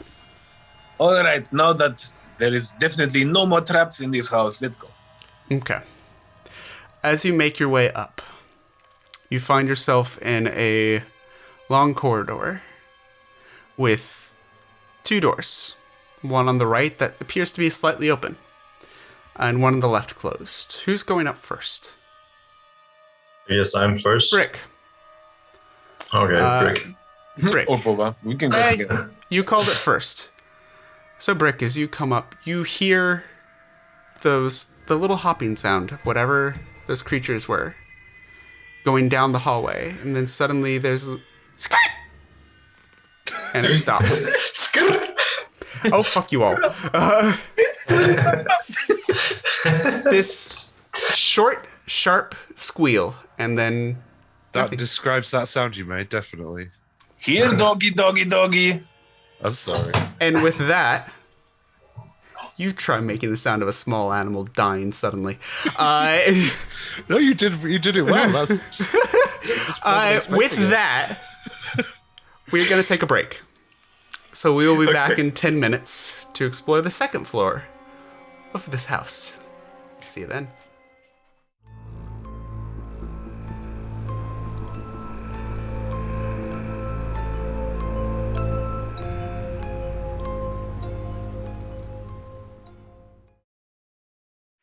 And welcome back, everybody. We are playing Eve of Fall by Jesse Jerdak on a special Halloween one-shot episode of Crit Test Dummies. Joined by Luke as Brick, Dimi as Professor Bakendork, I always say that name wrong, Alex as Boba, and special guest Girunduu as Girmund, or Jerry. You are so special. Love having you here. So our party has been hired to evict squatters from a house bought by Evelyn Autumn. As you got there, she revealed that they might not be, strictly speaking, alive. You fight your way through a Scarecrow with scythes on his hands, as well as a dust wraith inhabiting the living area. As you make your way upstairs, finding a secret compartment under the stairs of dead bodies, you find a hallway with two doors, one on the right and one on the left. The one on your right, to the west of this map, is currently open. You all are coming up the stairs here if you would like to add your people, and I will fix the scale as always. It's okay. If you could stop trying to move them while I'm trying to rescale them, that would be very handy.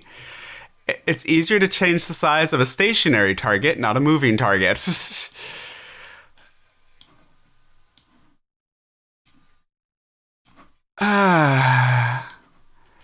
Anyways. So you all, let's see here, I believe Brick came up first, followed by Boba. So Brick, you find yourself next to the one door that is open. Okay. As you head inside, it reveals what looks to be a bedroom. It's been clearly undisturbed for quite some time.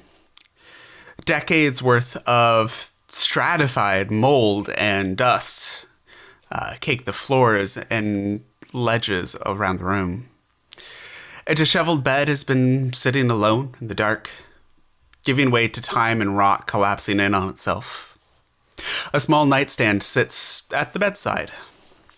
On the other, a trunk crumbling, spilling out thread-worn clothes and unrecognizable keepsakes that meant something to the owner, but now is so much junk. On the far side of the room, there's a small writing desk covered in ancient books and little bits of paper, discarded pieces of cloth. What would you like to do?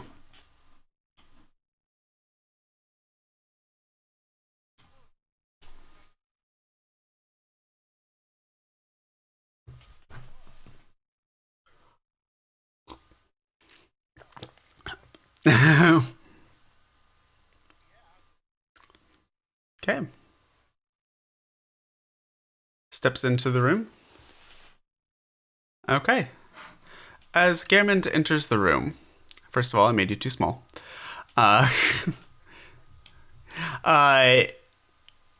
Stretching out your divine sense this time. There's still a sense of unease, but no immediate danger.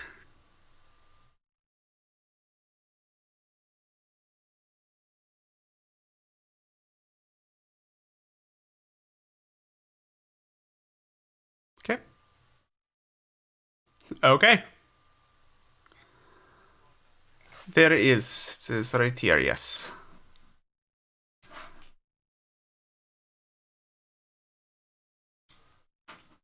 I know. Okay. Make an attack roll for me, please.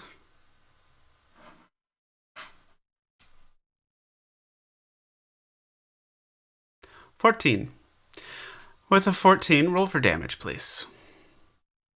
9. There is a loud as your boot crashes into the door, and you can see it shake, and dust and bits of sawdust come off of it. And you see the hinges on the side loosen considerably, but it doesn't quite break open. Who has a passive perception of 14 or higher? Nobody. Okay. It would be on the left side of your sheet. Under saves. 13. Okay. Fuck it. Brackendorf, just because. As the echo from this kick calms down a little bit, from the other side of that door, you just hear a little...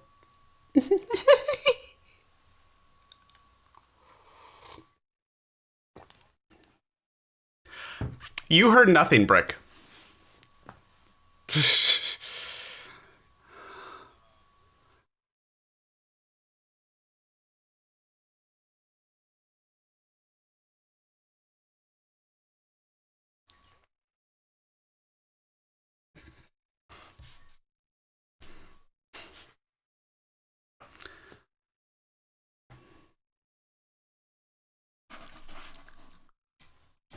That is now fixed, and I'm an idiot. Hello. So to review very briefly what happened. My sincere apologies. Crap. Anyways, so as they come up to the second floor, Brick looked into the first room, seeing just a decrepit master bedroom, apparently. Gehrmund's extending his divine sense out, since no immediate danger from the room, so the party decided to continue on, leaving the bedroom alone, and moving on to the second door. Professor Brick tries to kick in the closed door, mostly succeeds. Professor Brick. Professor Brick, yes. Brick tries Which to faculty? kick in the door. Architecture. Yes, that is the architectural faculty there. God damn it. Excuse me while I kick in this door. Shush. Look at beautiful Knocks it off its structure on hinges. Norway. Knocks it off its hinges, but doesn't quite knock it off. And in response, Professor Bakendork. Shit. Brickendorf? The professor. You're now the fucking professor. That's it. I am the professor. The fucking professor? The professor. Wow. I bet that's a popular class.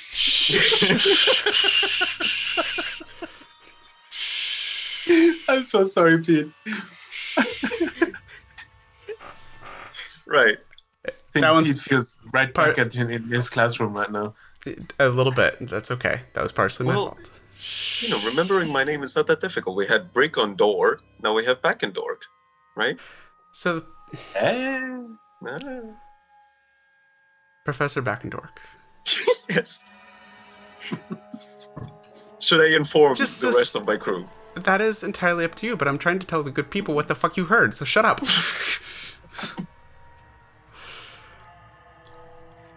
Sure. Just slight giggling through the hall. And as he looks down at his feet and realizes that he's stepping in more bloodstained floorboard, by the way.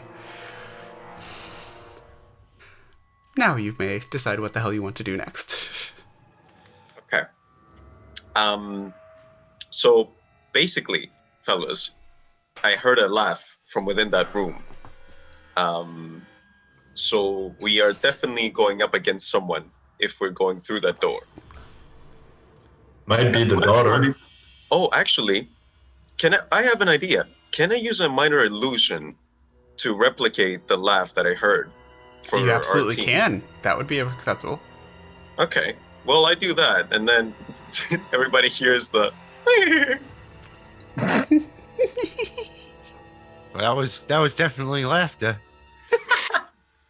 Well, someone is having a great time in there. Why don't we join them? Let's go. Let's do this thing. I guess the laughter. I don't need to do my divine sense if we got All some right. laughter in there. I tried to kick the door again. Okay. As you kick the door again, it easily collapses inward this time after All right, great. knocking it off its hinges the first time, There we revealing what looks to be a small bedroom. A plume of dust rises from the floor as the shatters onto the floor. Disturbed for possibly the first time in ages. Directly in front of you, there's this small bed, sagging into its frame. Time browning the edges of the once possibly pink bed sheets. A small, wretched, moldy teddy bear decomposing at the foot of it. A nightstand cradles a little book in the corner. To your immediate right, white paint peels and flakes away from the surface of a small wardrobe. And in the far corner, there's what appears to be a small play area, littered with several discarded toys in different states of disrepair and decomposition. By them, a heavy black stain streaks across the floor and onto the decrepit rug. This once joyful little living space, now a grim mausoleum, with broken toys and bloodied floors.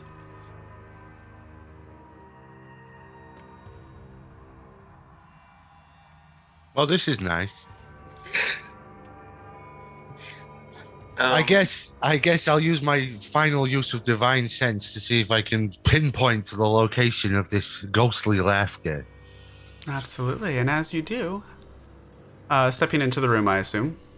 Yes, Who's in the please. room right now? Move yourself in the room if you're in the room, please. Thank you. Looking around, in the corner, you get this eerie sensation from two of the discarded dolls. Just lying in the corner, face down, unmoving. You know how dolls are creepy? There's two in that particular corner that are especially creepy. I'm pretty sure that they're like possessed or something.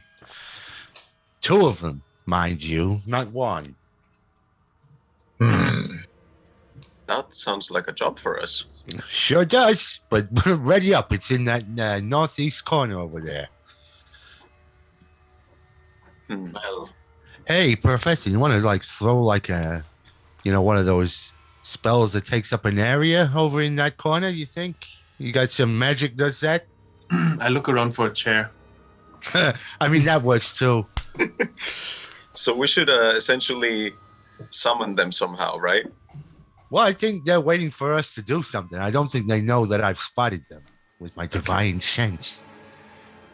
As you all sit by the doorway, you hear another giggle again from the corner. Come play. As the two dolls rotate their heads, the bodies stay face down, but the heads rotate 180 degrees. And out of one of them, this small childlike tongue hangs out, bloody and dripping. The eye is missing, apparently. And from the other one, the mouth painted shut with even stitch marks painted across it. And green eyes glowing in the doll's head. And I need you all to roll initiative, please. These dolls seem to be broken.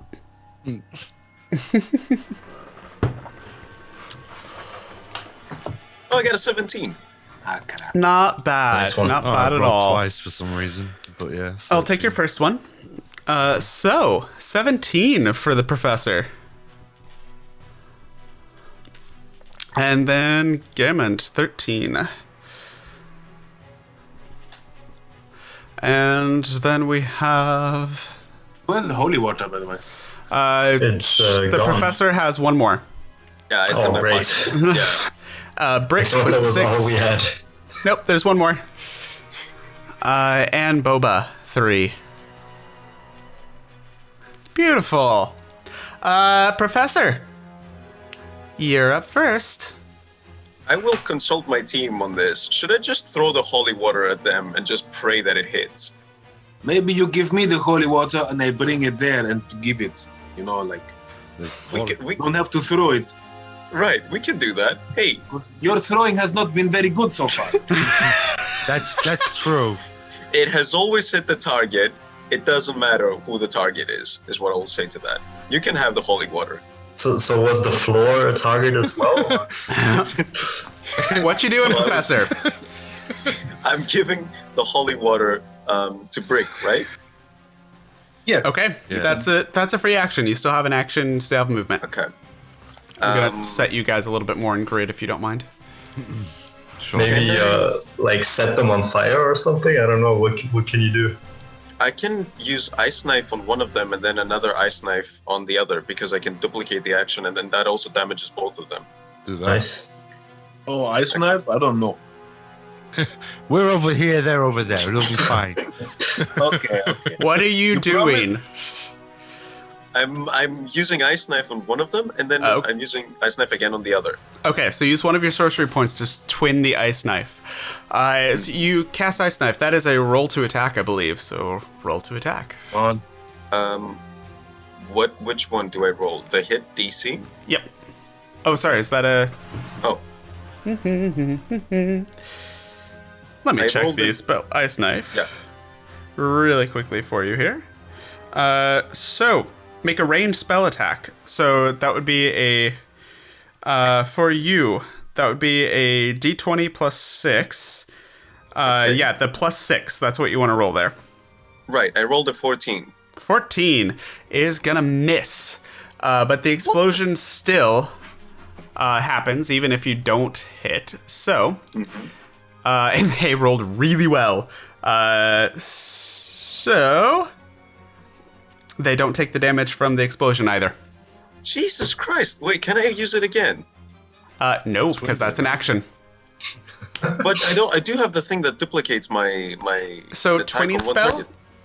Right. I think so. Uh-huh. So it would be... So it twins the spell and happens at the same time. As you reach out with your senses and try and target a creature, you get the sense that, for whatever reason, these two dolls are moving and behaving as one. All right. So this is essentially a single creature. Everything has gone wrong today. You know what? I can move, right? You can move still, yes. Sure. You can move into the corner. Yeah, guys, I'll be sitting on the bed right here, and you guys can take over. Okay. As you sit on the Fine, bed, don't worry. it collapses a little bit further. Mechanically, it does nothing, but I had to do it. So, that brings us to Germund. Your turn. Okay, well, let's just let me assess my options here. So I got 1, 2, 3, 4, 5, 6. We're going 1, 2, 3, 4, 5, 6. Move up on these little dolls here, and then we'll try my final divine smite of the evening. Go for it. Roll. Roll that divine smite. 27. That's a Natural crit. 20 with a divine smite. Holy Here comes crap. Here comes the divine smite, I guess. Yeah. So that's With 18 3d8, damage, 68. 68. Oh, yeah, 'cause it's doubled. Uh-huh. Okay. 22. 22 plus 18, that is 40 points of damage and a single hit. Wow. That's crazy. Dark! Nice. Right How is- then. When pallies go good, pallies are very good indeed. Oh yeah. So 40. Jesus Christ. As you come in and you just, before they can even really turn around, you just shatter one of the porcelain arms of one of the dolls. It's the doll's Now turn. that's how you do that. As that happens, the dolls, way faster than you anticipated, flips themselves over and stand up, and simultaneously, as if on cue, pull out little pairs of scissors and immediately turn them and start trying to stab into you, working together to get on either side of you, making it harder to defend. They essentially have pack tactics with themselves. Cool. So they're going to take 2 attacks against you, both with advantage. That's a really cool monster. I like it. It is. I love it.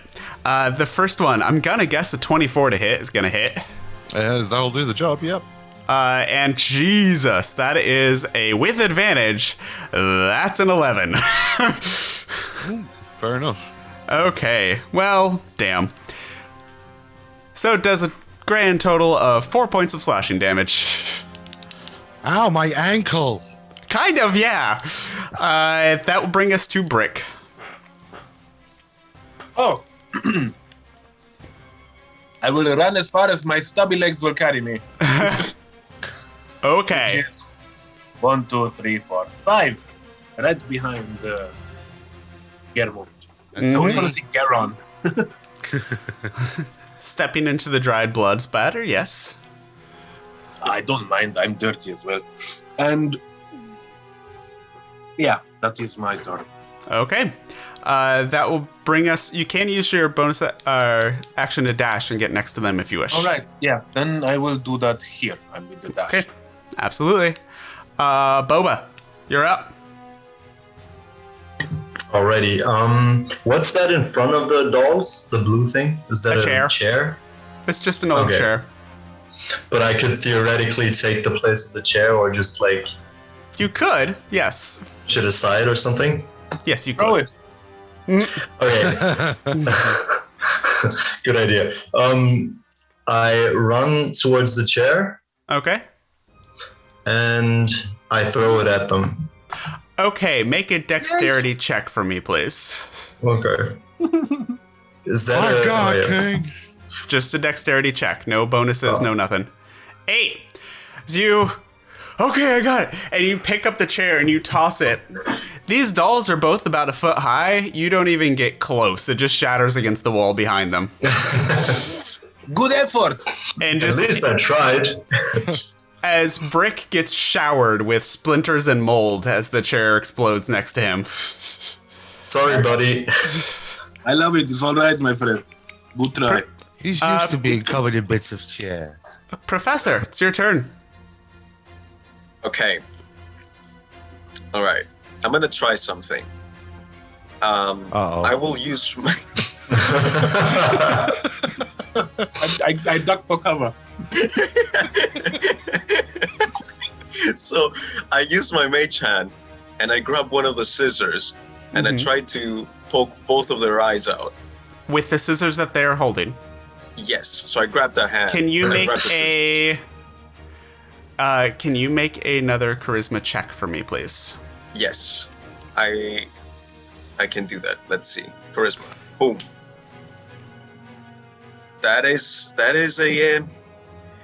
a 6. Yep. You try and get it, and again, there is some animating force behind these dolls that is resisting you just casually letting you poke their own eyes out.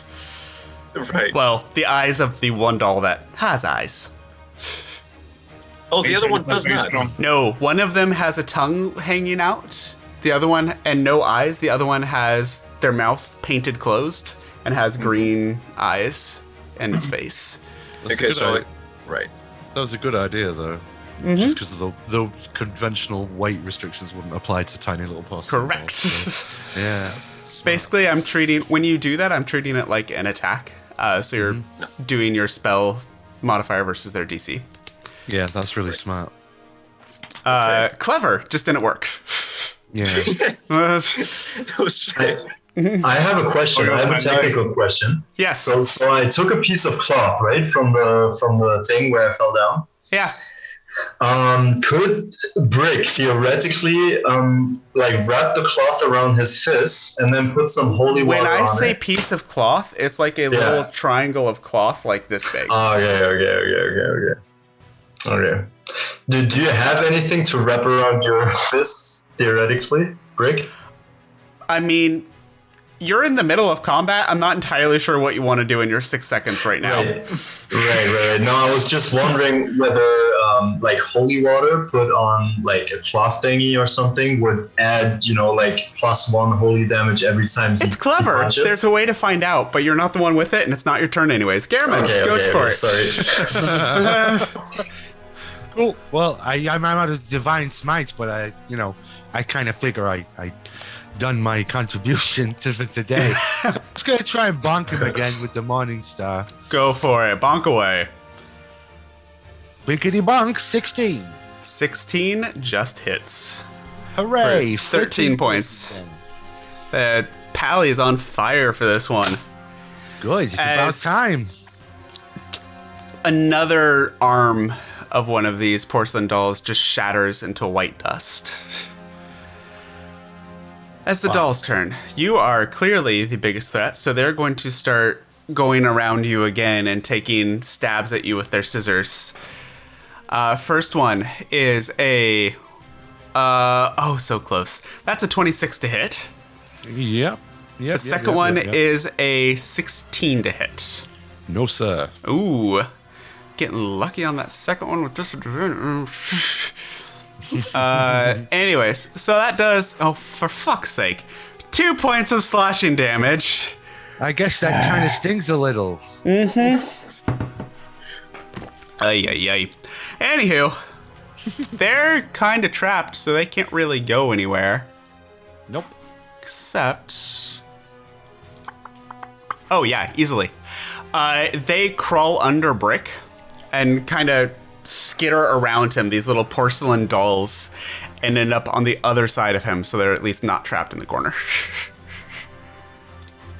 That will be Brick's turn, as these two dolls just kind of and go around you. What? Oh. Can I take the vial of holy water, put it like a fire spitter, put it in my mouth and just spit it on them? Or Triple Just for H. flavor? I mean, Sure. So I'm gonna have you do a get good coverage, dex check at disadvantage because you're doing essentially a ranged attack in melee range. No, I'm just putting it in my mouth and spitting on it, like right in front of me, like to cover them better. Honey, the mechanics of this object is it is a ranged thrown weapon. I get what you're doing flavor-wise, and I love it. Oh, now because I asked earlier if I wanted to use it in melee, I could just spill it on them. Okay, so do that then. Don't try and spit at them. Because I'm going to count spitting as a ranged freaking weapon. Okay. So yeah, you take in your hand and you try and smash it over their heads. It's still an improvised weapon, but it's melee, so make a strength check for me, please.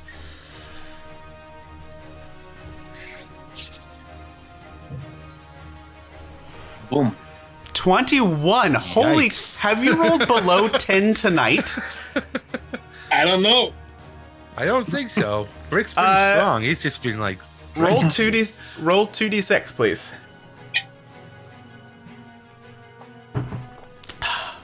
Watch me roll 2 ones now.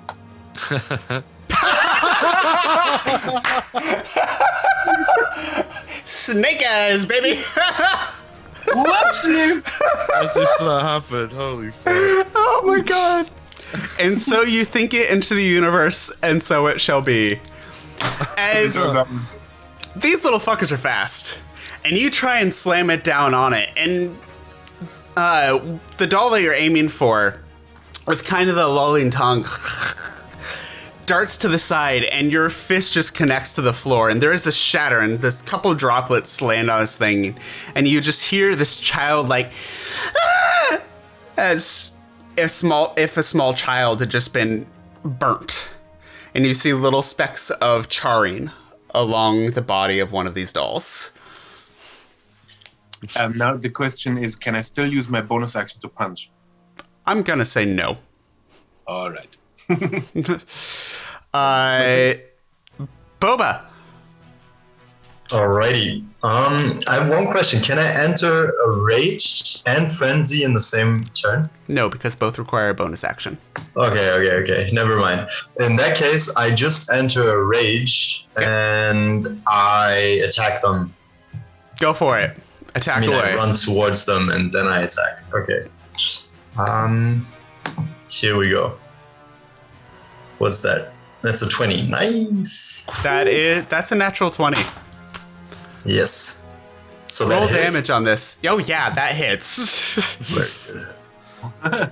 Come on. Okay. +2, right? So 12? Uh-huh.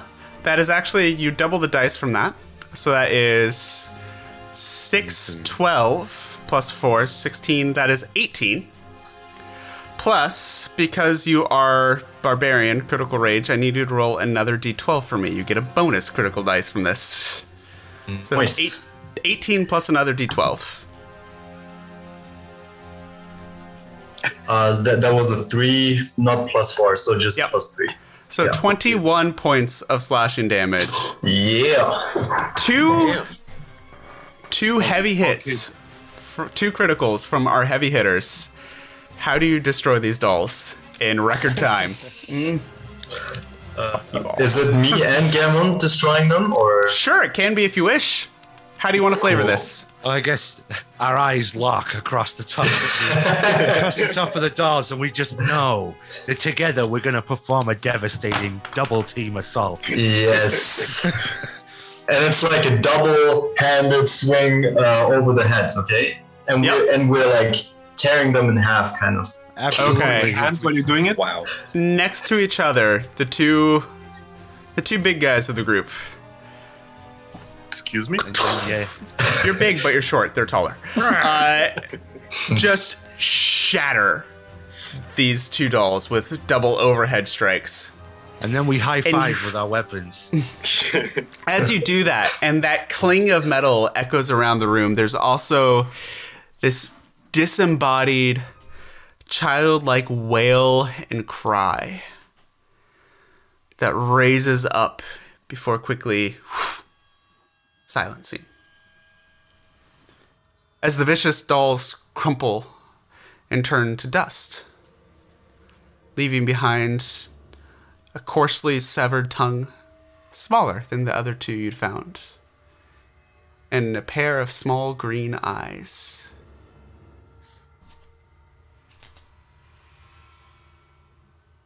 You know what? I think, on balance, probably, do you think leaving these things here might mean that they stay, their ghosts come back? I think we should collect the eyeballs and the tongues, I guess. Yeah, and we, get rid of them somehow, take them to a temple or something. Good Yeah, idea. you're the expert on that. Yeah, look, can I check my memory banks for my religious knowledge? Make a religion Allowed check, within yeah. 60 feet of a temple. Yeah. Gehrman, make a religion check, please. Here it comes. A 19. 19. Nice. Not bad.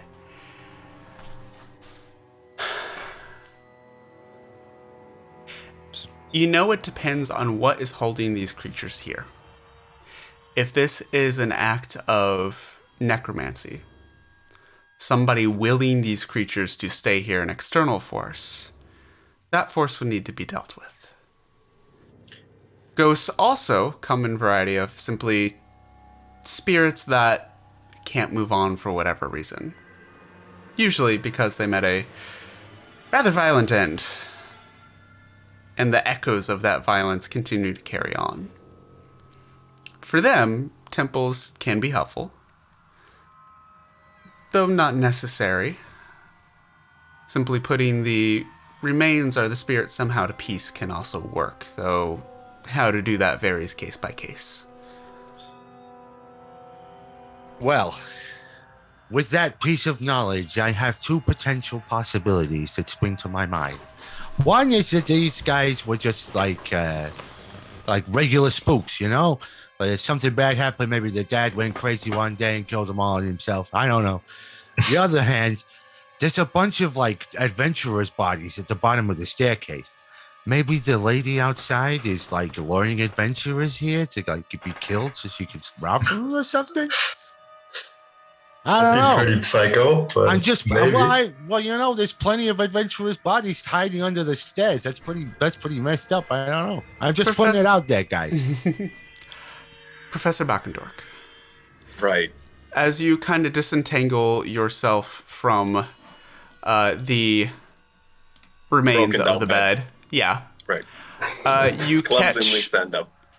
the pink journal that had been on the nightstand kind of has fallen next to you. Can I inspect it? Absolutely. Most of the pages are time-worn and impossible to make out, but there is one particular page that you can see. This one. Wait, I actually need to zoom in on this one. That's fine. Go ahead and do so. The green eyes tell no lies. The green eyes tell us lies. The green eyes tell us lies. The green eyes tell us lies. I mean, it's basically the same thing over and over again. There's 2 scissors, a bunny, and then there's someone on the other page who vaguely actually resembles Edgar Allan Poe. And he says, the brown eyes make them die. And then this person has a really weird hairstyle, is holding scissors, and has bunny ears. Well, And also, right. well, should we be looking for a bunny? Is there some bunnies here? I mean, there were 2 creatures before, like hopping up the stairs, right? Yeah. Those must have been bunnies. Well, maybe the bunnies represent the things we just smashed into pieces. The brown eyes make them die. Maybe. I mean, we've seen the green eyes, but what's the brown eyes? Good question. Maybe the thing that like did the necromancy, if some necromancy was in play here, is still in the house. What did the lady have brown eyes? Ooh, good question. Did she? I don't remember. She wasn't in love with me.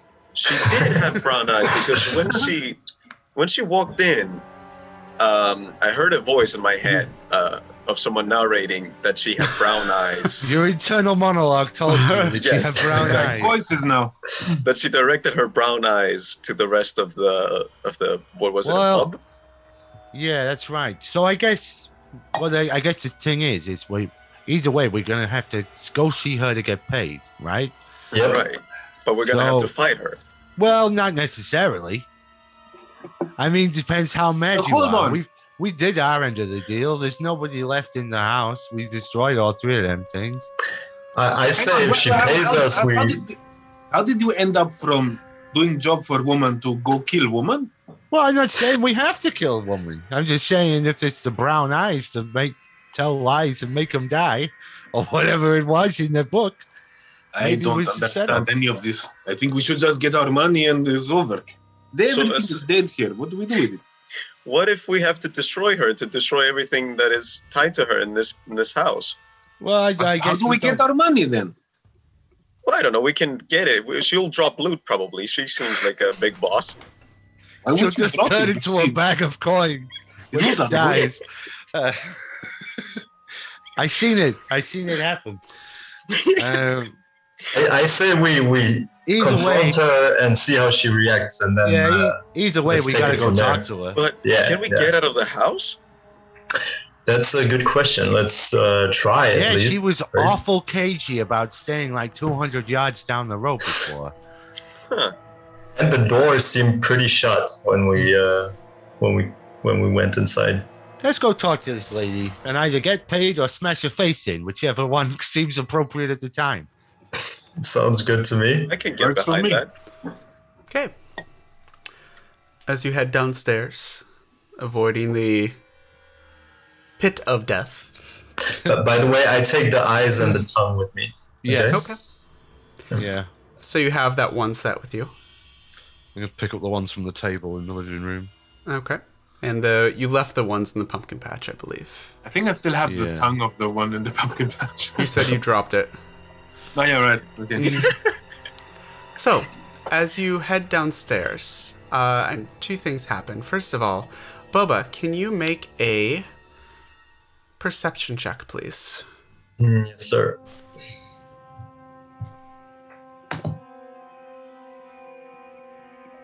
Let's go. 18.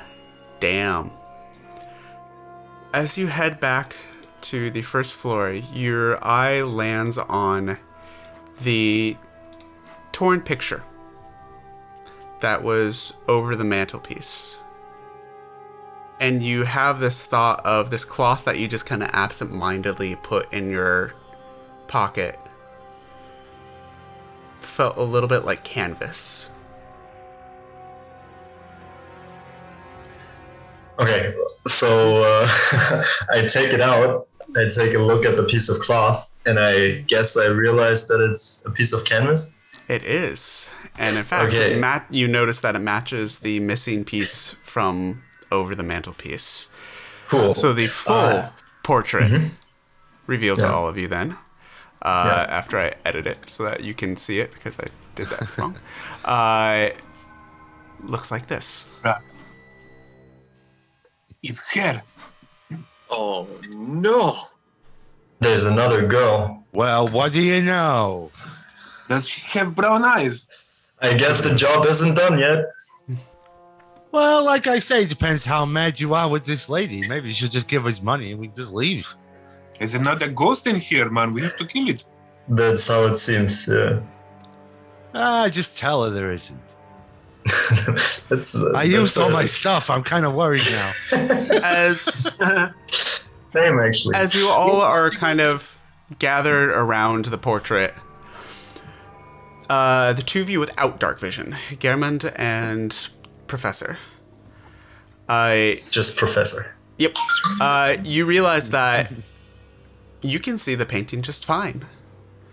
And looking over, you see that the door is cracked open slightly, letting a little bit of the evening sun through the door, landing across the painting. Come in, why don't you? Wait. Okay, so what I want to do is I want to use my mage hand to open up the door. I'm already walking through it. As you walk through it, Brick, you find yourself again on the outside of the of the area. All set yourselves around this first little area, please. A little further back. There you go.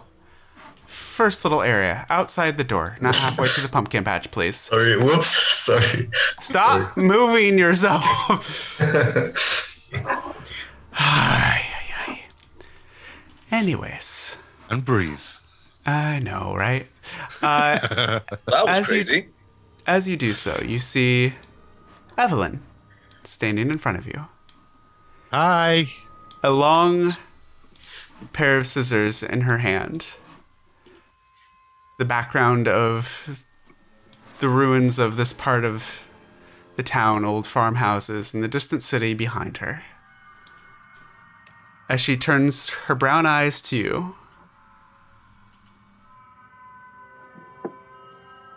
Well, you did better than the rest.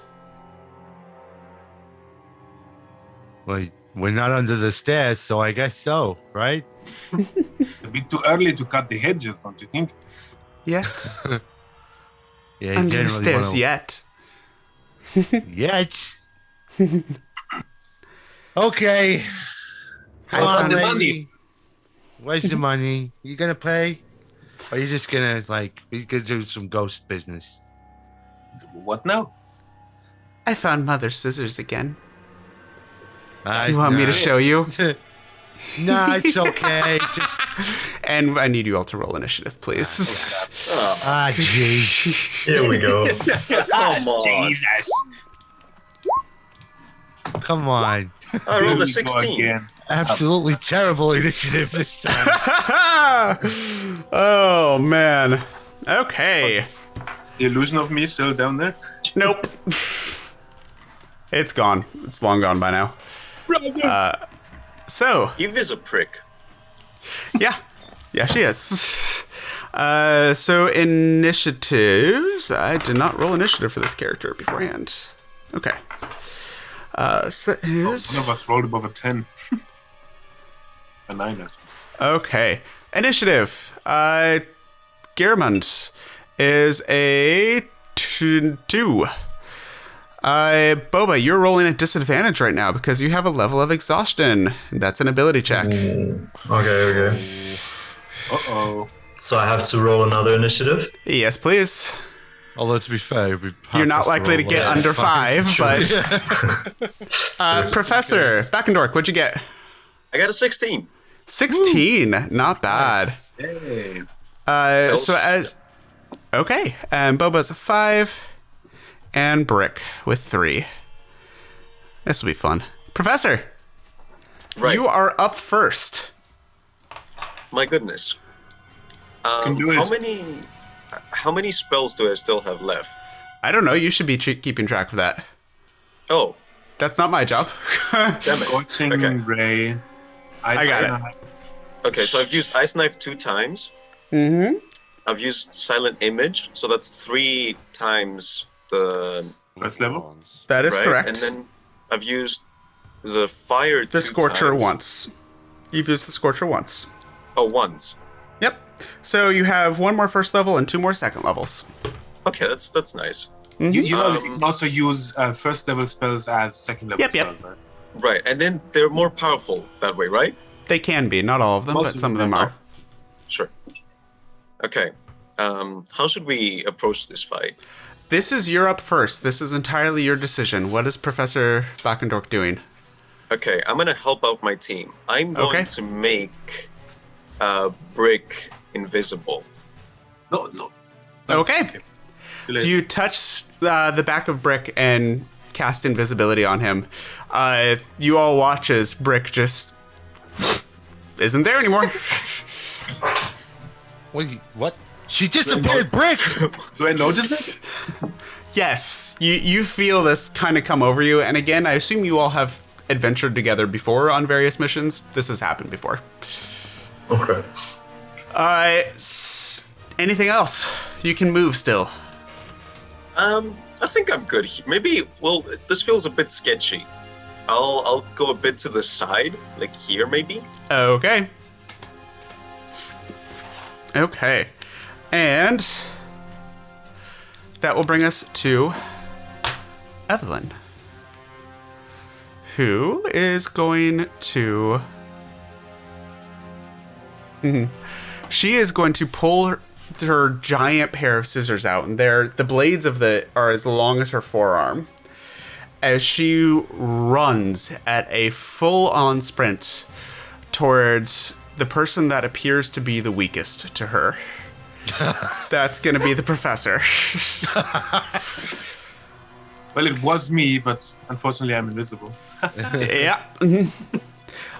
So Oh, dear. that is going to be 5, 10, 15, 20, 25. I'm dead.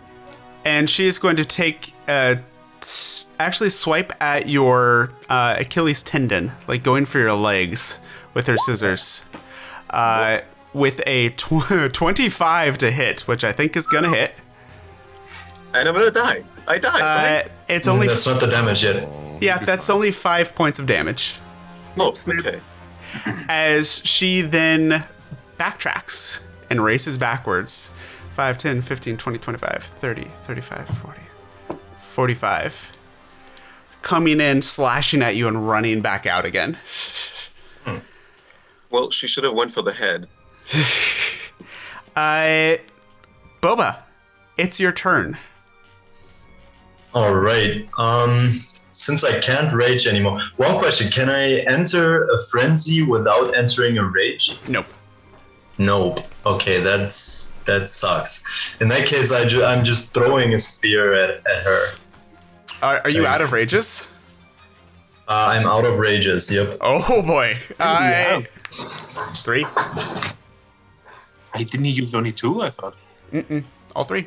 I used one with the crow, and then another one with the and another 2. Yeah. Yeah, 3 fights, huh? Okay. So throw away. Come on. Let's go. 19 hits. Nicely done. Come on. Okay. 7 piercing damage. Better than nothing. Yeah, that's a nice solid hit. Okay. Brick. Mr. Professor, maybe next time make yourself invisible, huh? And I run forwards, actually to the side of her, and I try to grapple her. Okay. Out of nowhere. Good call. Make an athletics check with advantage, please. Hell yes. Does he gain an advantage because he's invisible?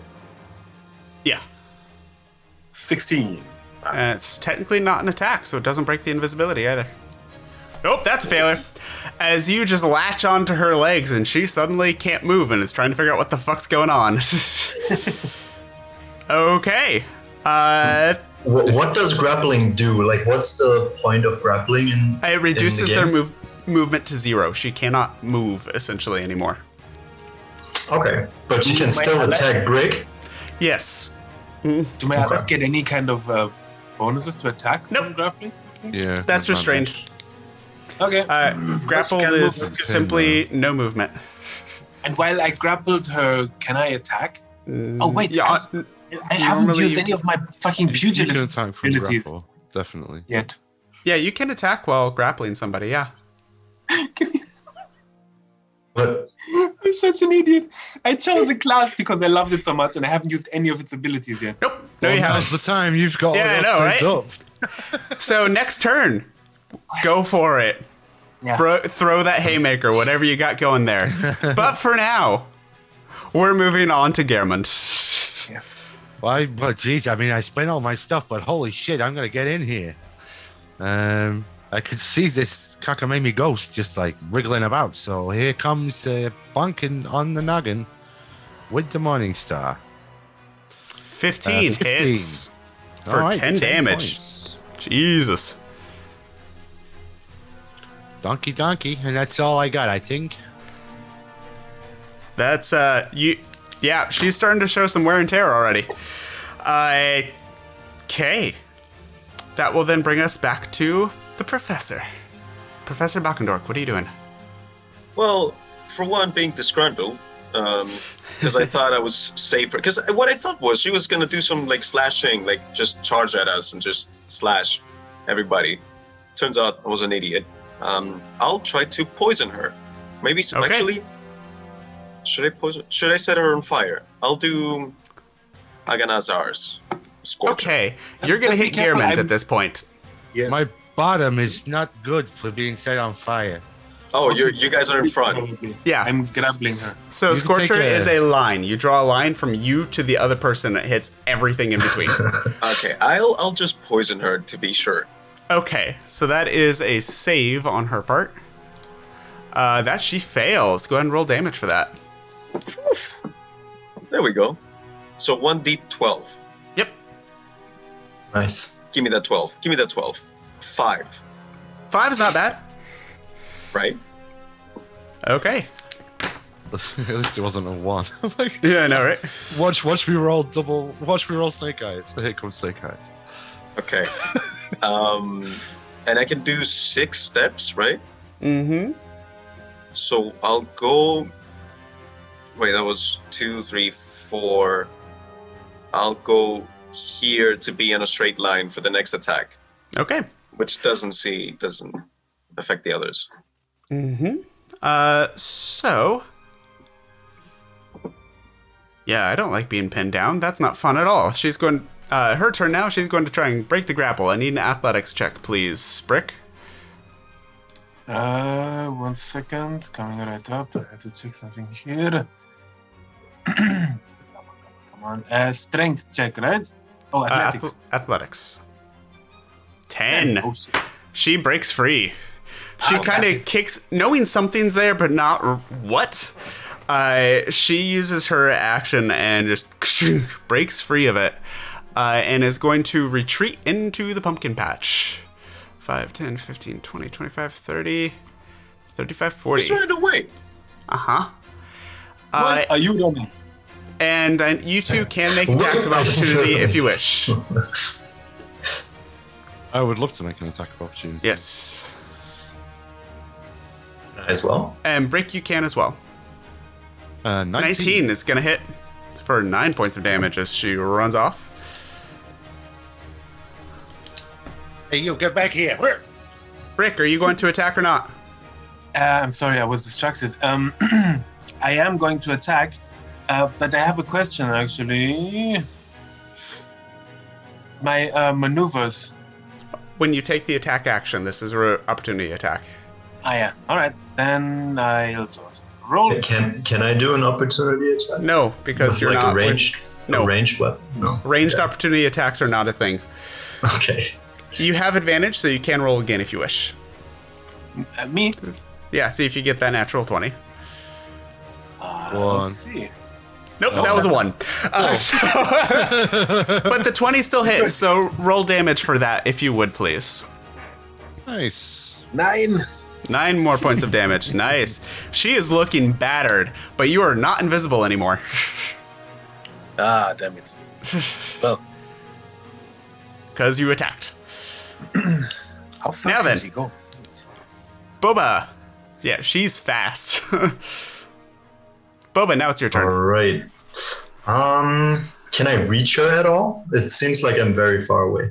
You are quite far away, and she is in difficult terrain that she seemed to mostly ignore. You could still move up and use your javelins though. Yep, that's what I'll do. I'll move up to the pumpkin patch, but I'll stay out, and then I'll throw my javelin Okay. at her. All right. Yep, go for it. Okie dokie. That hits. Absolutely. Ooh. God, you guys are rolling well for hits. Nice. Good. That's not too 9 bad. more damage. Jeez. 3 9s for damage in a row. I know. You guys are rolling really well. Dang it. That brings us to Brick. It's now your turn. I'm so pissed that I forgot all of these abilities the whole session. Now I'm too far away to do anything. I don't know, you've been like punching the shit out of stuff all the time. I know. You've been fine. Don't worry about Yeah, it. you've done well. I mean, you can always throw a pumpkin or something. True. Exactly what I'm gonna do. Okay. I'm gonna grab a pumpkin and throw it. Go for it. 11. 11 is going to miss. As another pumpkin goes sailing through the air and way over her head. I'll move one further and shout expletives at her, which I will not repeat for the sake of. Fair enough. Garment.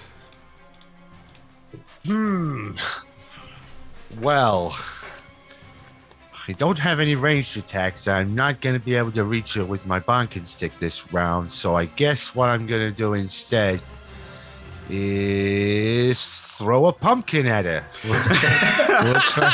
There we We'll go. try. Why not? Now we're talking. So how am I doing? A dex? Make a dex roll? check, please. Yeah, improvised weapon here. I'm Improvised super bad ranged at those, attack. but let's try it. Ooh. 16. That hits. Roll Nice. a 1d. Let's call it a 6. Okay. Woo. 2. 2. Okay. So you bonk her in the something. head, and she is shrieking at this point. Oh, didn't like Like, blood dripping from her nose as she's kind of hunched at this point, taking quite a beating so far.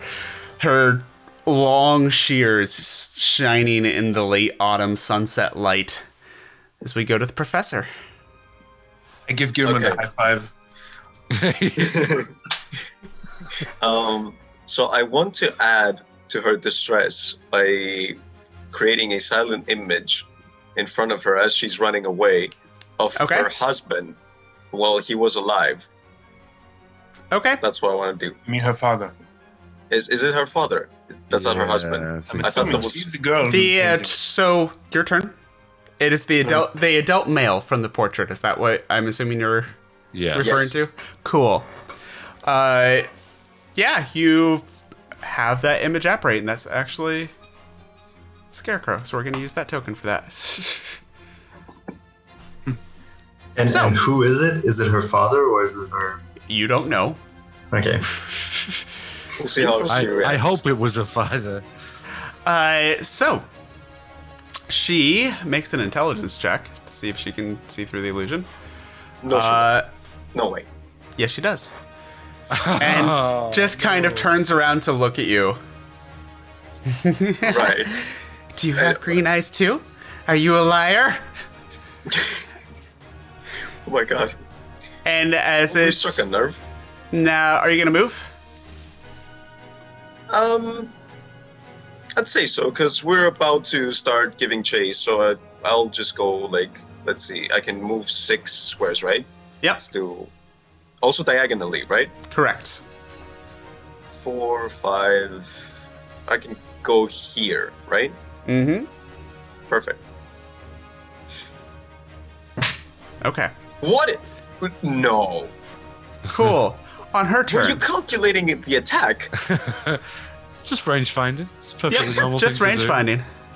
As she steps forward, it's 5, 10, 15, 20, 25, 30. A little bit closer to you. Liars. Liars. All green eyes are liars. And she takes out a smaller pair of scissors and throws them at you. So that will be a... shit, that is an 8 to hit. That misses. She continues strafing across the pumpkin patch here. In 15, 20, 25, 30, 35. Away from you all. Okay, that will bring us to Boba. All right. I still can't reach her, right? Because it's difficult to roll. Right in 15, 20, 25, 30. Yeah, you could get to here. Okay, I'm not gonna do that. Instead, I'm also gonna pick up a pumpkin and throw it at them. I love this so much. If you guys win with a pumpkin,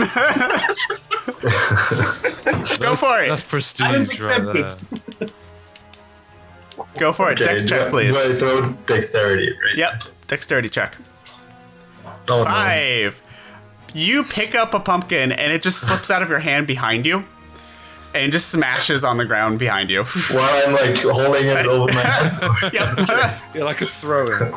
Whoops. Yep. Are you gonna move? Yes, I'll move a little bit. Okay. Like here. I'll move here. Okay. That will bring us to Brick. Okay. Take 2. I'll throw another pumpkin. Go for it. I'm gonna say, by the way, because it matters at this point, the pumpkins have a range of 30, so you're at disadvantage if you throw from there. I was happy about the 16. The 4 is not gonna...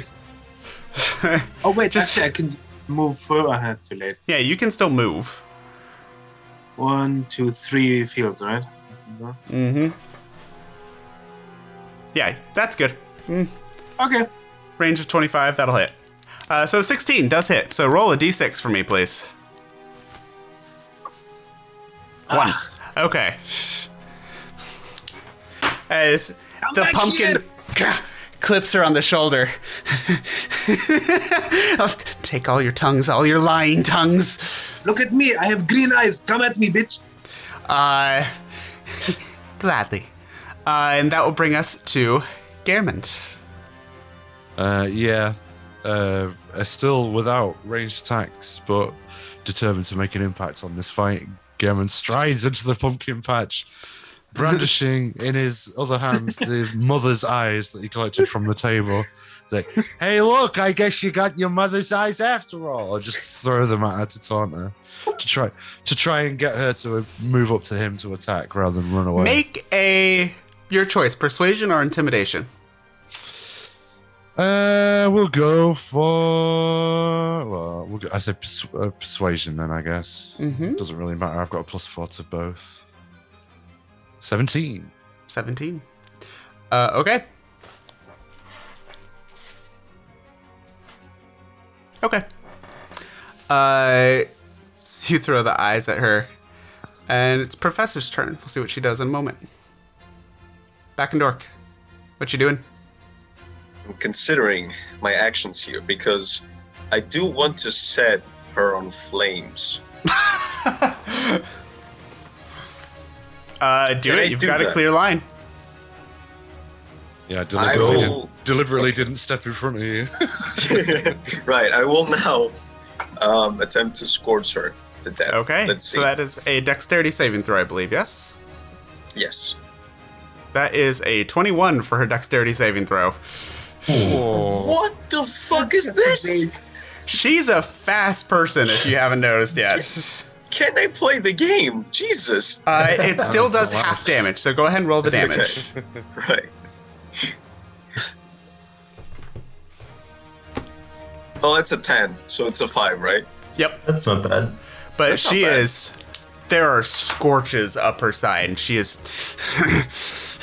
Wait, quick question though. Yeah, Did I also light on fire everything around her, like the weeds and everything? very briefly. They're not fully dried out yet, so they didn't actually go up in flames. But you see a line of scorched pumpkins and briars heading towards her. Right. And then I'll also move a bit because I am now scared of her, so I will just go sit here, Okay. just watch from afar. Her turn. Seeing who's close to her and who's been problematic. Oh, fuck it. She's not going to think problematic. Who's close to her? They're about the same. Yep. I know where she's going to go. Green eyes lie. Brown eyes kill. And she's going to run up towards the green half-orc. But I have blue eyes. I have blue eyes. I have green eyes. She is not exactly sane, if you haven't freaking noticed. As she takes a swipe at you, going across the Achilles tendon as well with her scissors, for a 24 to hit. Ouch. Yeah, for a total of 6 points of slashing damage. Wow. Okay, that hurt. As she dances backwards yet again. 1, 2, 3, 4, 5. Back here. And as you reach, you do not get an attack of opportunity as she cuts across your Achilles tendon and you collapse down to your knees for a moment, missing your chance as she ducks away. Too bad. What is her obsession with the Achilles tendon? Well, Also, very your movement debilitating is injury. halved your next turn. Exactly. Now That'll then, do it. speaking of Boba, it's now your turn. You can move one square in the pumpkin patch. Right, I will move one square. Okay. 1 second. And then I scream, if Join you want the to club. dance, let's dance, bitch. And then I throw my spear at her. Go for it. Come on, that hits, I think. That hopefully. does hit. Do it. Yes. Okay, cool. Oh no. For 5 points of damage. Oh, better than nothing. Much better than nothing. Yep. How would you like to do this? Oh yes, yes. I just basically want the spear to pierce her straight through the chest. Yeah. You spear her and it just goes and sends her backwards. The spear planting in the ground so she's almost propped up. Shears hanging at her side, glinting in red in the sunset night as the blood drips down her arm onto it. You just hear very faintly. So you're the closest. You're actually the only one that can hear it.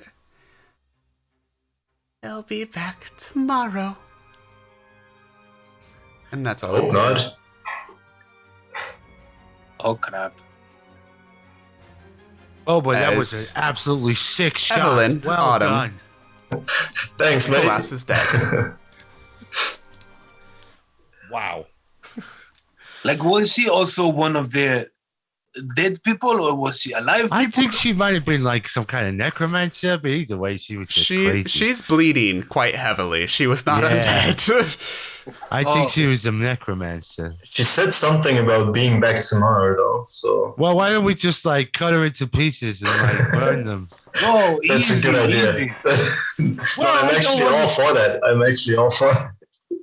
I Well, just let's saying, wait, she's before already we do dead. that, we should check if she has the money on her, huh? Well, yeah, I mean, who's Sure. gonna pay us, right? So yeah, you got any money? Let's loot her first. Make an Yeah. investigation check for me, please. Yeah, we're just all rummaging around this dead woman. Yep. Who makes investigation? Y'all are morally ambiguous at the start. It's fine. I'm a nihilist. I feel nothing. I have 5. I came here This to is- make money. I will get money. It's this damn helmet. I can't see nothing. Brick, make an investigation check as well. 11. Slightly better.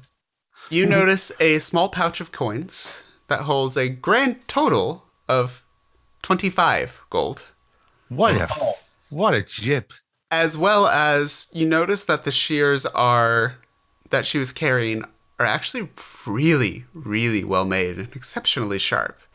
They could function as a proper weapon if you wanted them to. What are shears? Are shears scissors? Scissors. Very big, Right. sharp scissors. Big scissors. Yeah. I don't use weapons, so you can have this. And there is 25 gold here. Well, I guess we just. You want to buy a round of drinks? Go back to the tavern? Yes, I think Sounds that sounds like a fine. good idea. Sounds like a good plan. Oh, wait, 1 second. Before we Wait a leave, minute. Germont Yeah. or Boba, whoever, can I try something on you? Yeah, of course. Sure. All right, I go walk up to Boba and I'll try to body slam him. I'll use one of my abilities. I want to Wait. try it once. Can I try to defend it? Sorry. Make Yeah, an yeah, attack roll. Your AC is your defense. Yeah, I have to do an attack. Okay. 22. 22. Yeah. You manage it. So,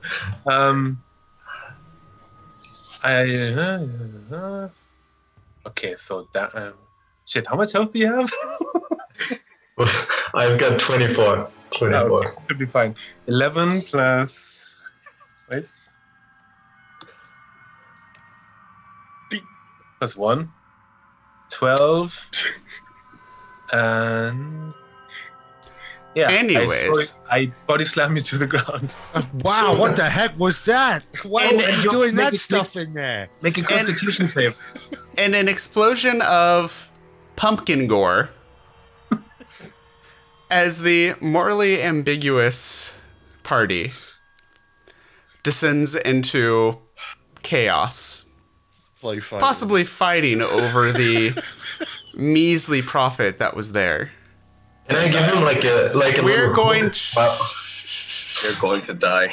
We're going to fade to black and let them sort themselves out.